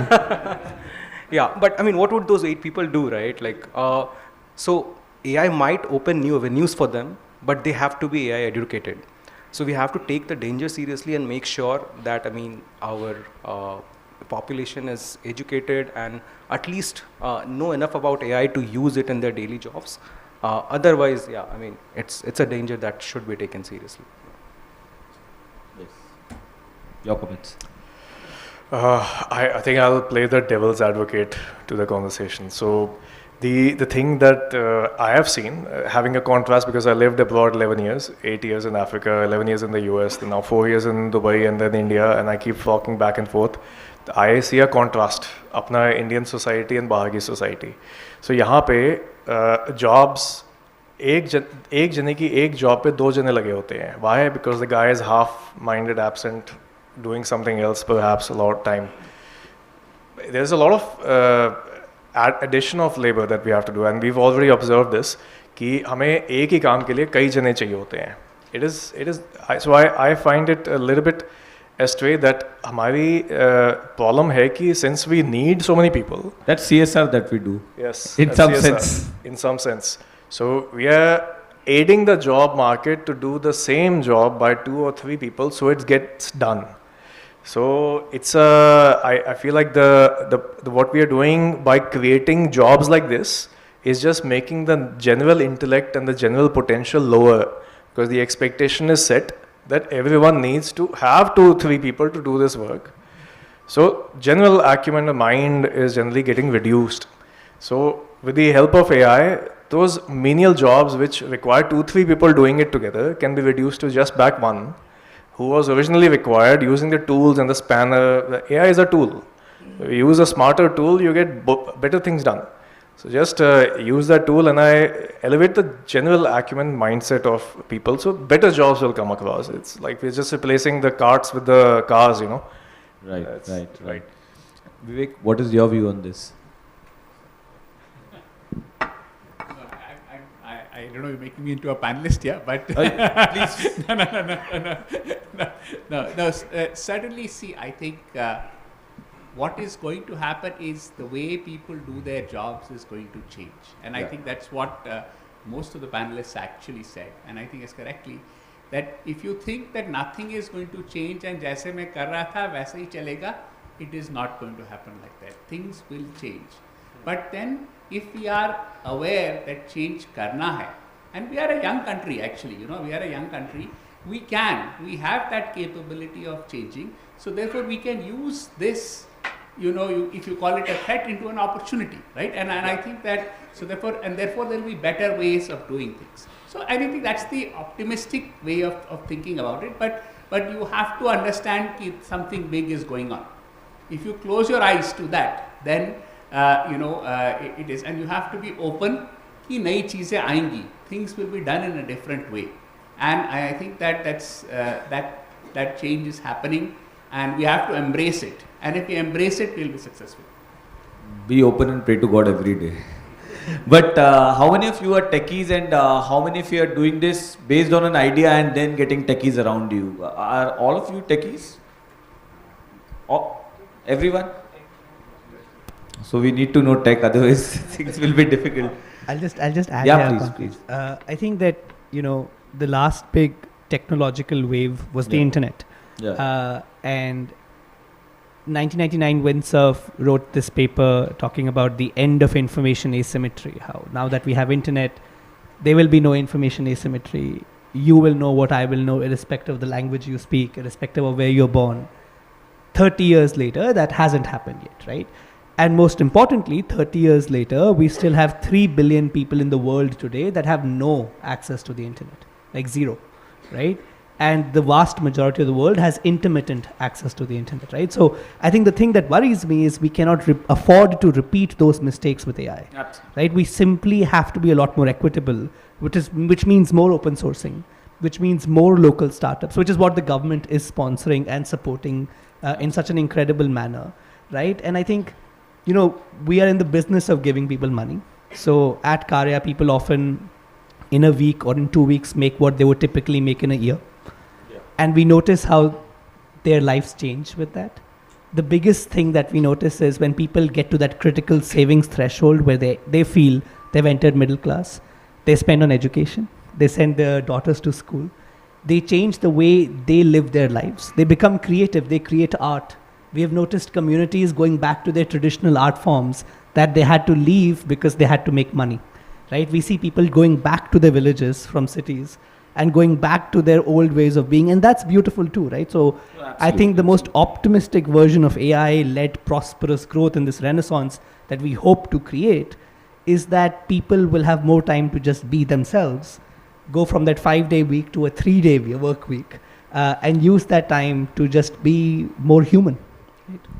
Makes a lot of sense, and this is democratization of information, as we would call it, and especially when you have vernacular, voice-based search and everything. So everybody can join this tech party and kind of benefit from it as well. How, like, all the guys sitting here, as I said, are having Indian companies, but what is the role of the bigger giants, the Googles and the Microsoft and Meta? They'll not sit there and just watch companies get bigger and bigger. I'm sure they're playing a big role, or is there a threat from them? Do you think that we need to be careful and we need to watch them very clearly, that while we are trying to do something new, they may just come and disrupt the whole thing? We start from this side now. At this point, they're all Indian companies. They're all led by Indians. Okay. So it's a good thing to say. I think ghar ki baat hai. But no, I think they're partners, right? And I think the whole, it's a multiple stakeholder conversation. We need the startups. I think they need the startups, right? We need the government. We need open source. We need all of it, right? Yeah. And I think what you're seeing today is I had the honor of visiting Senegal this year. And we visited some non-profits in Senegal who are using AI for good. And I was blown away. They were all built on Llama, which is, like open source. And they were building LLM technologies for better healthcare outcomes and better education outcomes. And I think you are seeing a lot of collaboration across governments, private sector, public sector, and non-profits and all over the thing. So I think you need everyone, academics, like you need the whole thing. Yeah. Jen? So I guess it's sort of a confusing matter. Like how frenemies. Yeah, friend and enemy both. Friend and enemies both. Overall, I think just generally bigger companies like छोटी नदी बड़ी में मिलके ही समुद्र पहुंचेगी. वो तो normal कहावत है. It has to happen. You have a bigger organization that has operational efficiency more than our startups can achieve right now. We are chasing money and survivability. It's a different problem we are solving. We are solving our existence. They are solving something else. So for them to enhance, they need to consume. They need to get bigger. They need to have better offerings. Google didn't just form Google Maps and Android and YouTube and all of them through pure innovation. They had to consume the companies and the startups who were making them. So eventually, it seems like the general evolution seems, if you're lucky enough in a 1 in a billion maybe, you get to become a Microsoft. But at this stage, day and age, overall mindset for us generally as human beings is to enhance the human potential. So if छोटी नदी बड़ी नदी फिर समुद्र तो वो it's बड़ी नदी यहाँ से भी शुरू होगी. Hopefully, we'll have bigger rivers out here as well. Ankit, and let's be a little brief because I think we may be reaching the end of the. Like what Google is to us, Yahoo was to Google 25 years ago, right? And Google ने बनाई अपनी बड़ी नदी, so there is no reason why we cannot do it. Secondly, I mean about these big corporations, right? For example, Google is trying to get into medical imaging AI, but it's one of the 1,000 things that they are doing. For us, it's life and death. And that's how an OpenAI can challenge Google, or Google can challenge Yahoo, and newer companies can challenge. It's always David versus Goliath, and anybody can win, but you have to give it your all. And I'm quite hopeful Indian companies will form their bigger nadis. Yeah. Yeah, so of course, so very helpful these bigger companies now. Yeah, they are partners like we, Bharat GPT Core, our partner with Bhashni for the languages and Google for infra. We get GPUs readily available with them in India. So yeah, I don't see threat, and I think even Google does not just partner with the startups. Google partners with big companies as well. They need us. They need us to a large extent. Yeah, it's kind of both ways. They need local partners as well. Yeah. Right. Yeah, similar thoughts. So I think, big companies, small companies have existed for a very long time. But the good thing is, I'm seeing the big companies partner a lot, as Ankush was also saying, all the big guys are now partnering with smaller guys, but also obviously, in the end acquiring them, which makes sense after a certain point. I think the one thing we should all think about is the data divide. At the end of the day, the data is all going to them. So, how do we build some moats as smaller companies for the longer term? It's something we should not forget about, but doesn't mean we should slow ourselves down. So, I think that's my take on big companies versus small companies, especially in the AI domain. You are part of India's biggest company. You don't need to worry. I know. I'm not worried now, but I was worried a little while ago, which is where, my thought from there.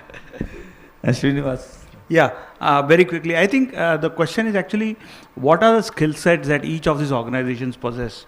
I think quite often we fail to recognize that there are only 3 telecom players active in the country. Yeah. Every data flows through that funnel. That's after that only Google's and everybody else in the world, it reaches to them. Yeah. So before that is the government which leases out the bandwidth. So every organization has a space and a play in that, and they are building that play better and better. So whether it's a telecom player, they are building the 5G, 6G networks. They're not very happy. They are the dumb pipe. They're saying I'm saying they're not very happy. They are seen as a dumb pipe. Everybody else in the system makes money. I agree. They just provide the infrastructure. They just provide the pipe. They want their share. Correct. But I agree. So I think there is a journey for each of the organizations. Yeah. But at the end of it, I tell you, there are 100 million problems to solve. No Google, no Facebook can ever solve the 100 million problems. Absolutely. It would be fundamentally wrong for them to focus on it. It's better that they focus on what their skills are, which is aggregating data and providing larger insights or big data insights, and allow the organizations, which are the startups and other organizations, to flourish and solve the 100 million problems which are needed by the country and the world. Yeah, Pratik. I think for me the problem is not the big company, it's the big company's AI, because like OpenAI releasing new features actually killing many startups, things like that, right? So which actually AI company can deliver or build something which actually kind of hurt us in terms of AI startup, that's like most important thing, and I think that's where the proprietary versus open source comes out, come into play. So right. It's almost like bigger AI killing smaller AI jobs, True, actually, yeah, that is true, right? It's very true. Yeah. Lastly, I would like to understand the role of the government. In fact, the MOS Rajiv Chandrasekhar was supposed to be here, but because of some urgent meeting, he's not here. That is the kind of seriousness they have on these issues, and he wanted to be specifically here because he wanted to understand what startups, their journey of startups and what they feel. So I just wanted to know about the role of the government in all this. The government is talking about guardrails, the regulatory framework. They are talking in a very positive way, as they say. But sometimes there's also this kind of a view that regulations can stifle innovation. So what kind of a role do you think the government needs to play in this? And are there any specific areas where you think that the intervention of the government is required on these matters? Again, start from you. I believe quite strongly that the government has done and is doing everything right here. I almost feel like the ball is in our court. You know what I mean? If I look at something like Bhashini, I feel like a government's role is to build the basic building blocks, and then the private sector should add on top of that. And I think, especially, in my field with UPI and Aadhaar and the last 10 years of public excellence we have seen in this country, I think the job is now for the private sector to be excellent. And we have seen some examples of that. I would like to see more. But on the government thing, I think I genuinely, I do see the need for regulation. I think whatever they decide to do would be the need of the hour. Okay. And I think so far it's just been an incredible... it's an incredible honor to see how excellent the policy government is very involved in this, especially with the original Niti Aayog AI policy, which I thought was a phenomenal document. and the new ones that are coming up. I think it's just very exciting to see how state of the art. No, all policy is. absolutely. And I think the whole DPI stack that we have in itself is very surprising and very credible job done by the government. Jen, do you also feel that regulations are required, or do you think that, See, it can be? I feel on the other side. Less than 0.1% of Indian AI companies have an IP. This is a fact, an IP India. Less than 0.1%. Israeli companies, 67% Israeli companies have an IP on artificial intelligence. They are the masters of innovation. They have innovated, we have copied. We are not making in India, we're copying in India. That's the general philosophy behind Indian companies like us.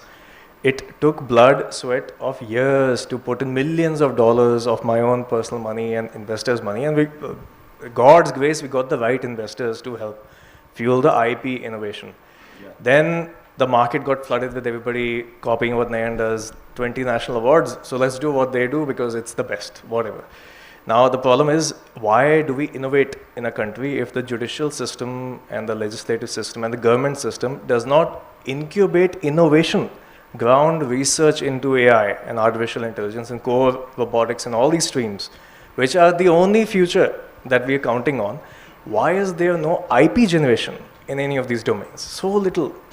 More about implementation, execution, then Microsofts and Googles are the best because they are the ones innovating, they are the ones IP generating.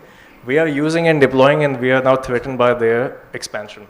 We should be, because we have nothing unique that they are not generating already. So I feel the government has a larger responsibility than all of us. They are the ones who are the watchdogs of how we innovate, how to inculcate innovation, creativity, intellectual property generation, creation of intellectual property rather than creating jobs. I think it needs a small paradigm shift. Obviously, it Yes. makes a lot of sense in what you're saying. Ankit, what is your view? I'm quite optimistic about India's role in AI.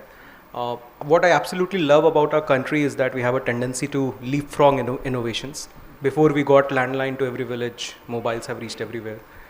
Before we got CT machines into hospitals, we have got MRIs directly after X-rays. And I think AI is going to be similar. We provided the best software services 20 years ago.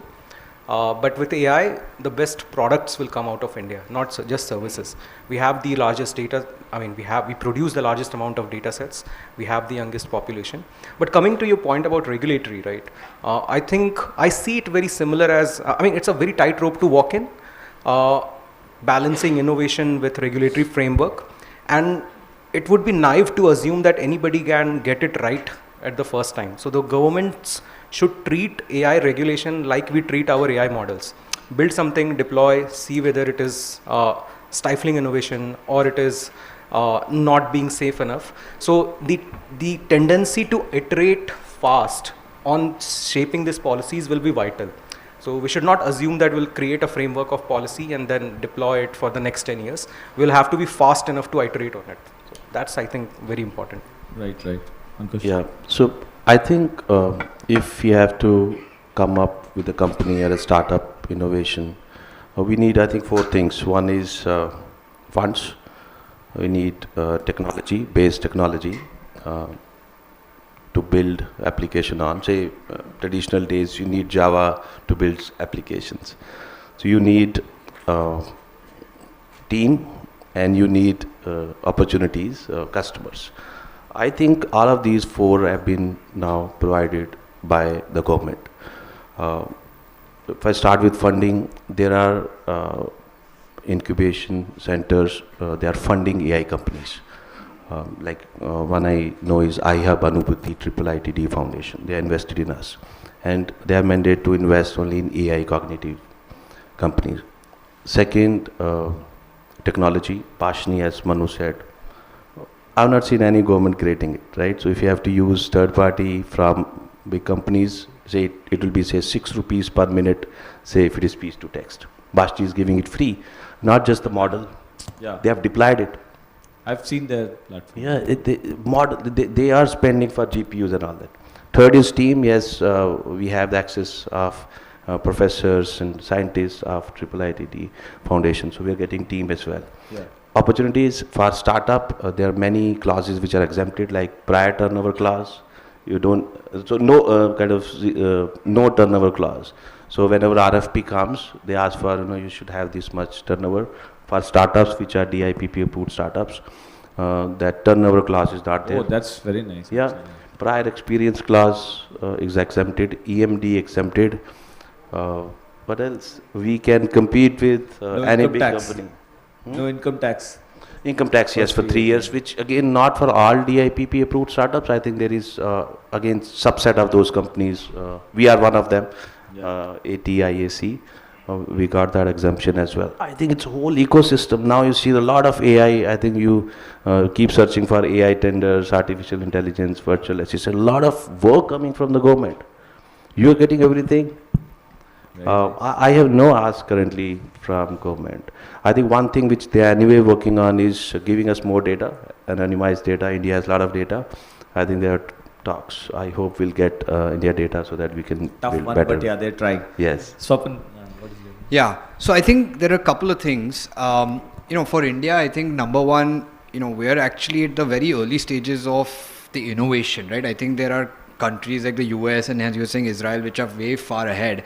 Obviously, they're thinking about a lot more different kind of problems on regulations. I think for us, one thing we need to do is, as we said, there's so many problems to solve. I meet entrepreneurs or people really wanting to solve problems, but how do they find the right problem to solve is a very big problem, right? So I think the government can really foster idea creation, getting ideas. Let's say, it's very hard for me to know what a farmer in another state would be feeling, because I just don't have that access, right? Healthcare.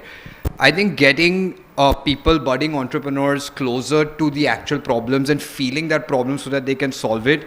I think government is very well placed to do it. No, but government depends a lot on private sector to create use cases. I think that's where I think the private sector can help the government. So I think there's a very big collaboration there. So I was talking to Mr. Abhishek Singh also, and that's kind of what it was, right? That how do we first find all the use cases, private government together, right? I think that's number one. The number two, I think, I was part of a room yesterday where it was a very interesting debate where regulation does not only have to always stifle innovation. There are examples of regulations really helping innovations, and the right set of regulations can really help that. Yeah. And the important part of that, which I think the government's doing a great job in, is giving startups and industry a seat on the table, right? And I think every conversation happening, startups, industry are being given equal importance. So it's not people outside this industry doing it. So I think that's a great thing by the government. And, I hope these things lead to very good, outcomes. But that's my take on, the role of the government and what we can see in the future. Fantastic. Srinivas? I think Swapan brought out a brilliant point actually. So startups getting the kind of focus that we are seeing now is a very encouraging sign. I think there is a lot more that government can do. Yes, participation in government bids, participation in business opportunities. That's a lot of opportunity where government is investing significant amount of money into development of the nation, and startups have a big role. I think that opportunity can be enabled better for startups. That's number one. Second thing, I believe that regulations can actually protect startups and encourage growth of startups. So what we see is that the kind of governance which is needed by a large corporate and a startup are almost similar. And that's pushing, because startups are very tech oriented people. They understand technology, they know how to solve a business problem. But they are not enabled to read company law, have the audits and taxations and so many other formalities which are needed for big companies and where they have resources. So I think one of the things that government can do is simplify the process for startups to engage and generate business and wealth for the nation. And the simpler it is, the better it is. Maybe there are avenues by which the startup can focus on tech side, and something else, somebody can be created as a pool to take care of the other aspects of the business. So I believe that government has a huge role to play in that. I think they're doing their bit. Pratik? So I think I have a little bit unfiltered opinion. I think I want no regulation. Like beggar cannot be chooser. There is a newer IPS conference going on, world's biggest AI conference, and India has a zero entry in that research, like the conference, right? So we know we do not have AI talent. We do not have GPUs. And if you're gonna stop a small time hacker or a student or small startup to worry about regulation before they're working on some voice cloning startup or lip sync startup and other thing, then we're gonna just restrict this ecosystem. Like I've been living in Silicon Valley for 12 years, and there is a reason they are there, because there is like a unrestricted innovation. You just let them filter. Our consumers are smart, like Indian consumer, the smartest people. They will figure out what is good and what is wrong. Capture the people who are actually misusing it, but do not let startup and everyone to like, hey, read this 20 thing, otherwise you cannot have a startup or something. No, but I think consumers are smart and generative AI is smarter. We have issues of deep fakes and so many other issues, IP violations, and also some bit of regulation. Personally I feel, I don't know, we can't be living in a regulatory vacuum as well. You can regulate when it become part of like someone using it commercially or something like that. Then you can do IP. But like if I'm trying hacking things, like I'm having a garage running on one GPU and trying out voice clone and somebody get the file, I don't want that guy to be in trouble, because you are hindering the innovation. You are hindering someone to try and hack things around, learn new script and everything, because he's always worried about someone gonna knock my door because I'm working on some new script, something trying out. Because that's why we do not innovate. We say India is service companies or software as a service company. We are always in the service. Why we are not having innovation? Why not have a generational company coming out? Because this is all, I personally feel that the regulations sometimes can actually hinder the innovation. People are afraid of okay, this is going to happen. Even before we have a deepfake company, we are already worried about deepfake. We do not have any company in India coming out who is working on voice cloning models right now, but then we are still worrying about voice cloning model do not do this thing. But in the country where there are public lynches just because of Facebook, WhatsApp forwards, but that can happen anyway. Kind of checks and balances. But I think you cannot stop them anyway. They will download another one from US, right? They can find a model from torrent, and they can do that. If someone has the intention to do that, they will find model from anywhere and do it. But by doing that thing, who has a good intention to create a startup, then they will be those good people will be always worried. The bad people will find out anyway. So we don't want to have stop them and let them do experiment with a good intention. If our security and cops, they are very thorough in terms of finding all the culprit, our IPs and everything get tracked. So if someone does that, we'll find out. There will be someone knocking at the door if they're misusing the deepfakes. Right. No, but broadly, I think there are little divergent views on this, but broadly, I think everybody agrees that this is an era of collaboration, this is an era of aggregation, and also this is the era of India. With our large footprint, almost we are reaching 1 billion users, maybe in the next 1 year or so, I don't know. This is the market that everybody wants to come in, and it's not that Google and Microsoft or any big company is doing any kind of a favor to anyone. When they work with Indian companies, they require this ecosystem as partners to become more effective and to become more efficient. And Indian companies are, second to none. I think they're doing a great job, and especially the kind of energy that you see in this small room. I think most of them are ready to become the big Nadi, as you were saying. All the best to you guys, and thank you very much. I would have loved to take some questions. We can take 2 questions, okay, but no comments, just questions, and please identify who you are and to whom you are asking. So first I'll start with that. Hello to all the panelists, and my name is Karthik. So my question is for Jayant sir. Sir, back in the expo, Google's main center of attraction was AI for traffic and roads. So, do you feel that they are trying to mix your river into their ocean?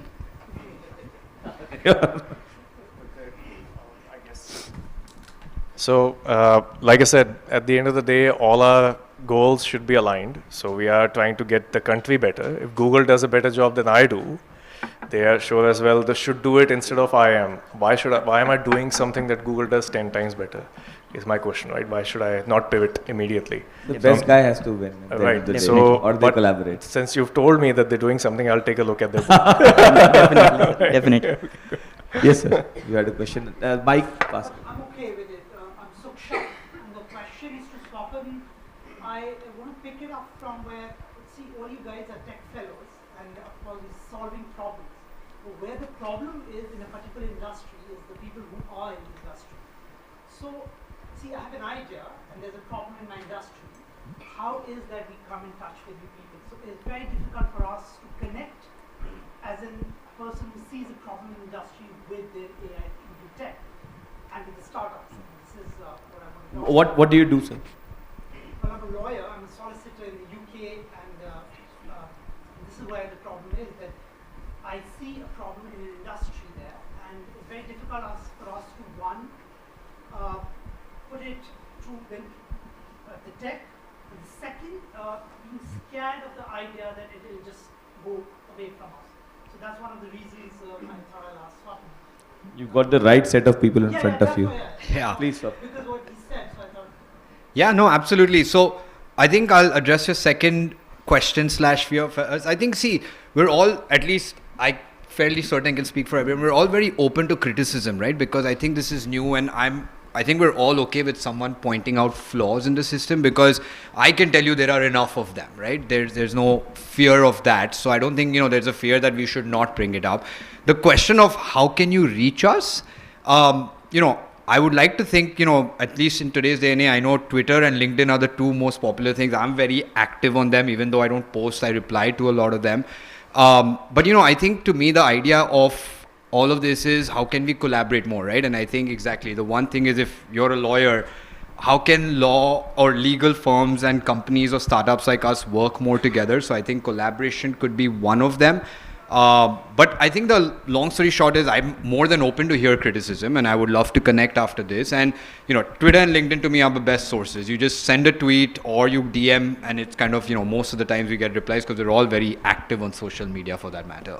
Just one last request from my side. Is there any lady who wants to say anything? We just have guys speaking. Why aren't the ladies asking anything? I would have loved if there were a few ladies on the dais as well.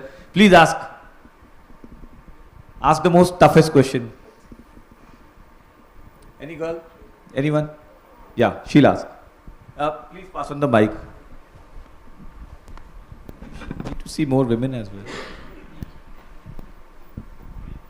My question's for Jayant. What you said about very little IP coming from India kind of struck a chord with me, because I was also in the US for a long time, and I have definitely seen this divide. So I'm curious to hear kind of your thoughts on what it is about the Indian ecosystem that results in that, right? Like, if you have a point of view, and maybe we can fix that. Because please identify yourself as well. I'm Pooja, and I actually work at Haptic as a VP of GeoBusiness. All the work that we do across the Reliance ecosystem, I oversee that. Okay, thanks. So it's an excellent question. It's a question that I'm still getting my head around. What are the differences between them and us? Why is there so much more open-mindedness in the innovation circle? There is open-mindedness in our circle as well. ISRO, a lot of big organizations are doing a fabulous job. They're inculcating and protecting the cream of the crop through a very strong mechanism. The basic difference, at least in my opinion, again, a lot of opinions here.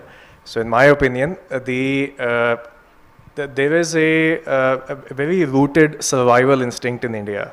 We are surviving on the day-to-day basis. Startups are looking for investors, money, grants, whatever, customers to make them survive. It's less about survival back in the US. It's like, for sure, worst case worst, you have social security, you won't die. You will get medical attention. The basic survival of a human being is not in question in a lot of the Western worlds. Here, there is no insurance who will make you survive. If you're not admitted, insurance doesn't cover your cost, period.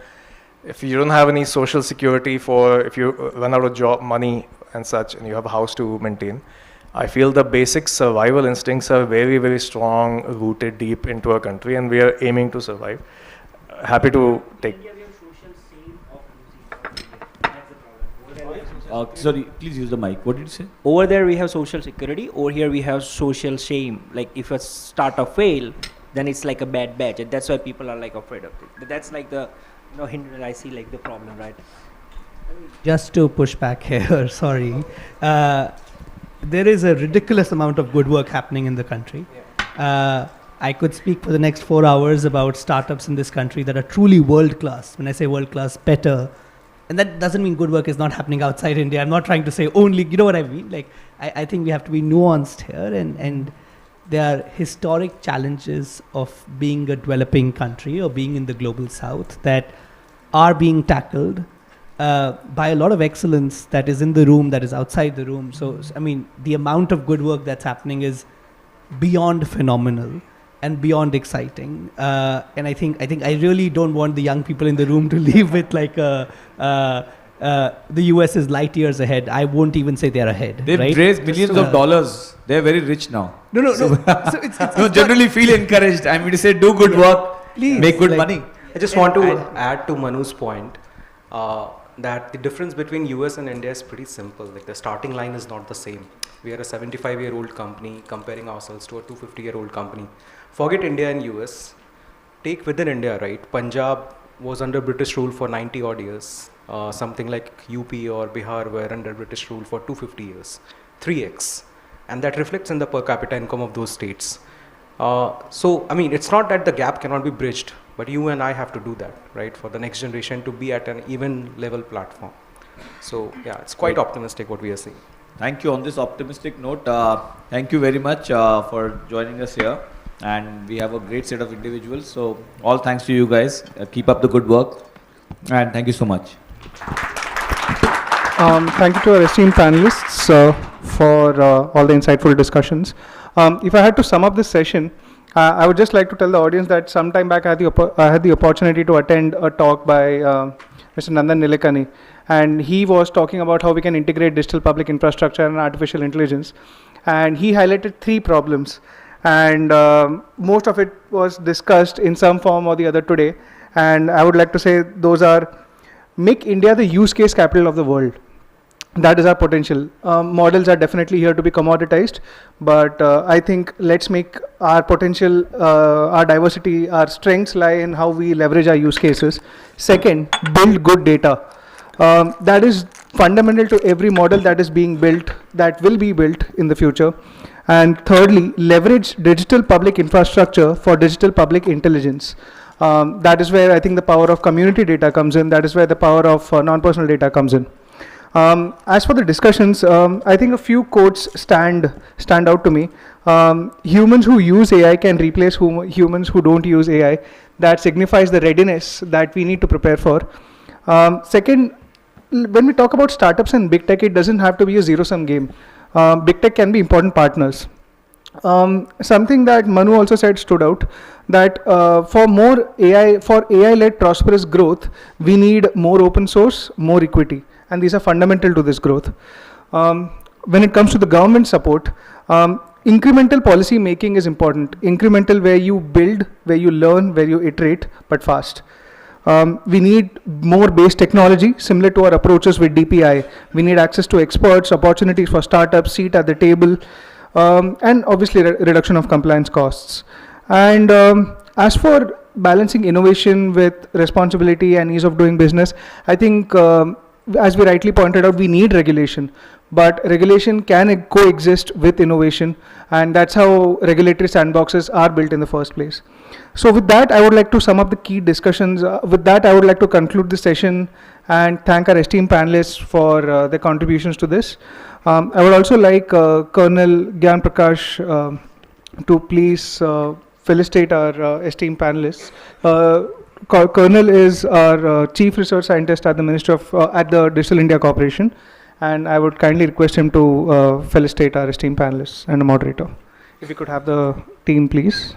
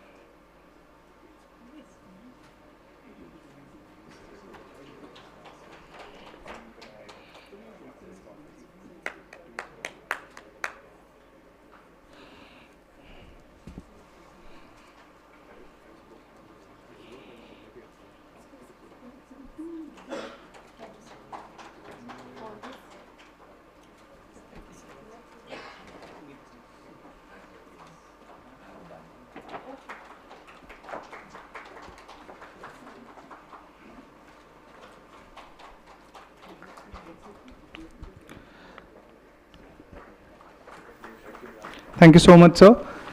With that, I would like to close this session and thank you to the audience for listening to all the perspectives here patiently. Thank you so much.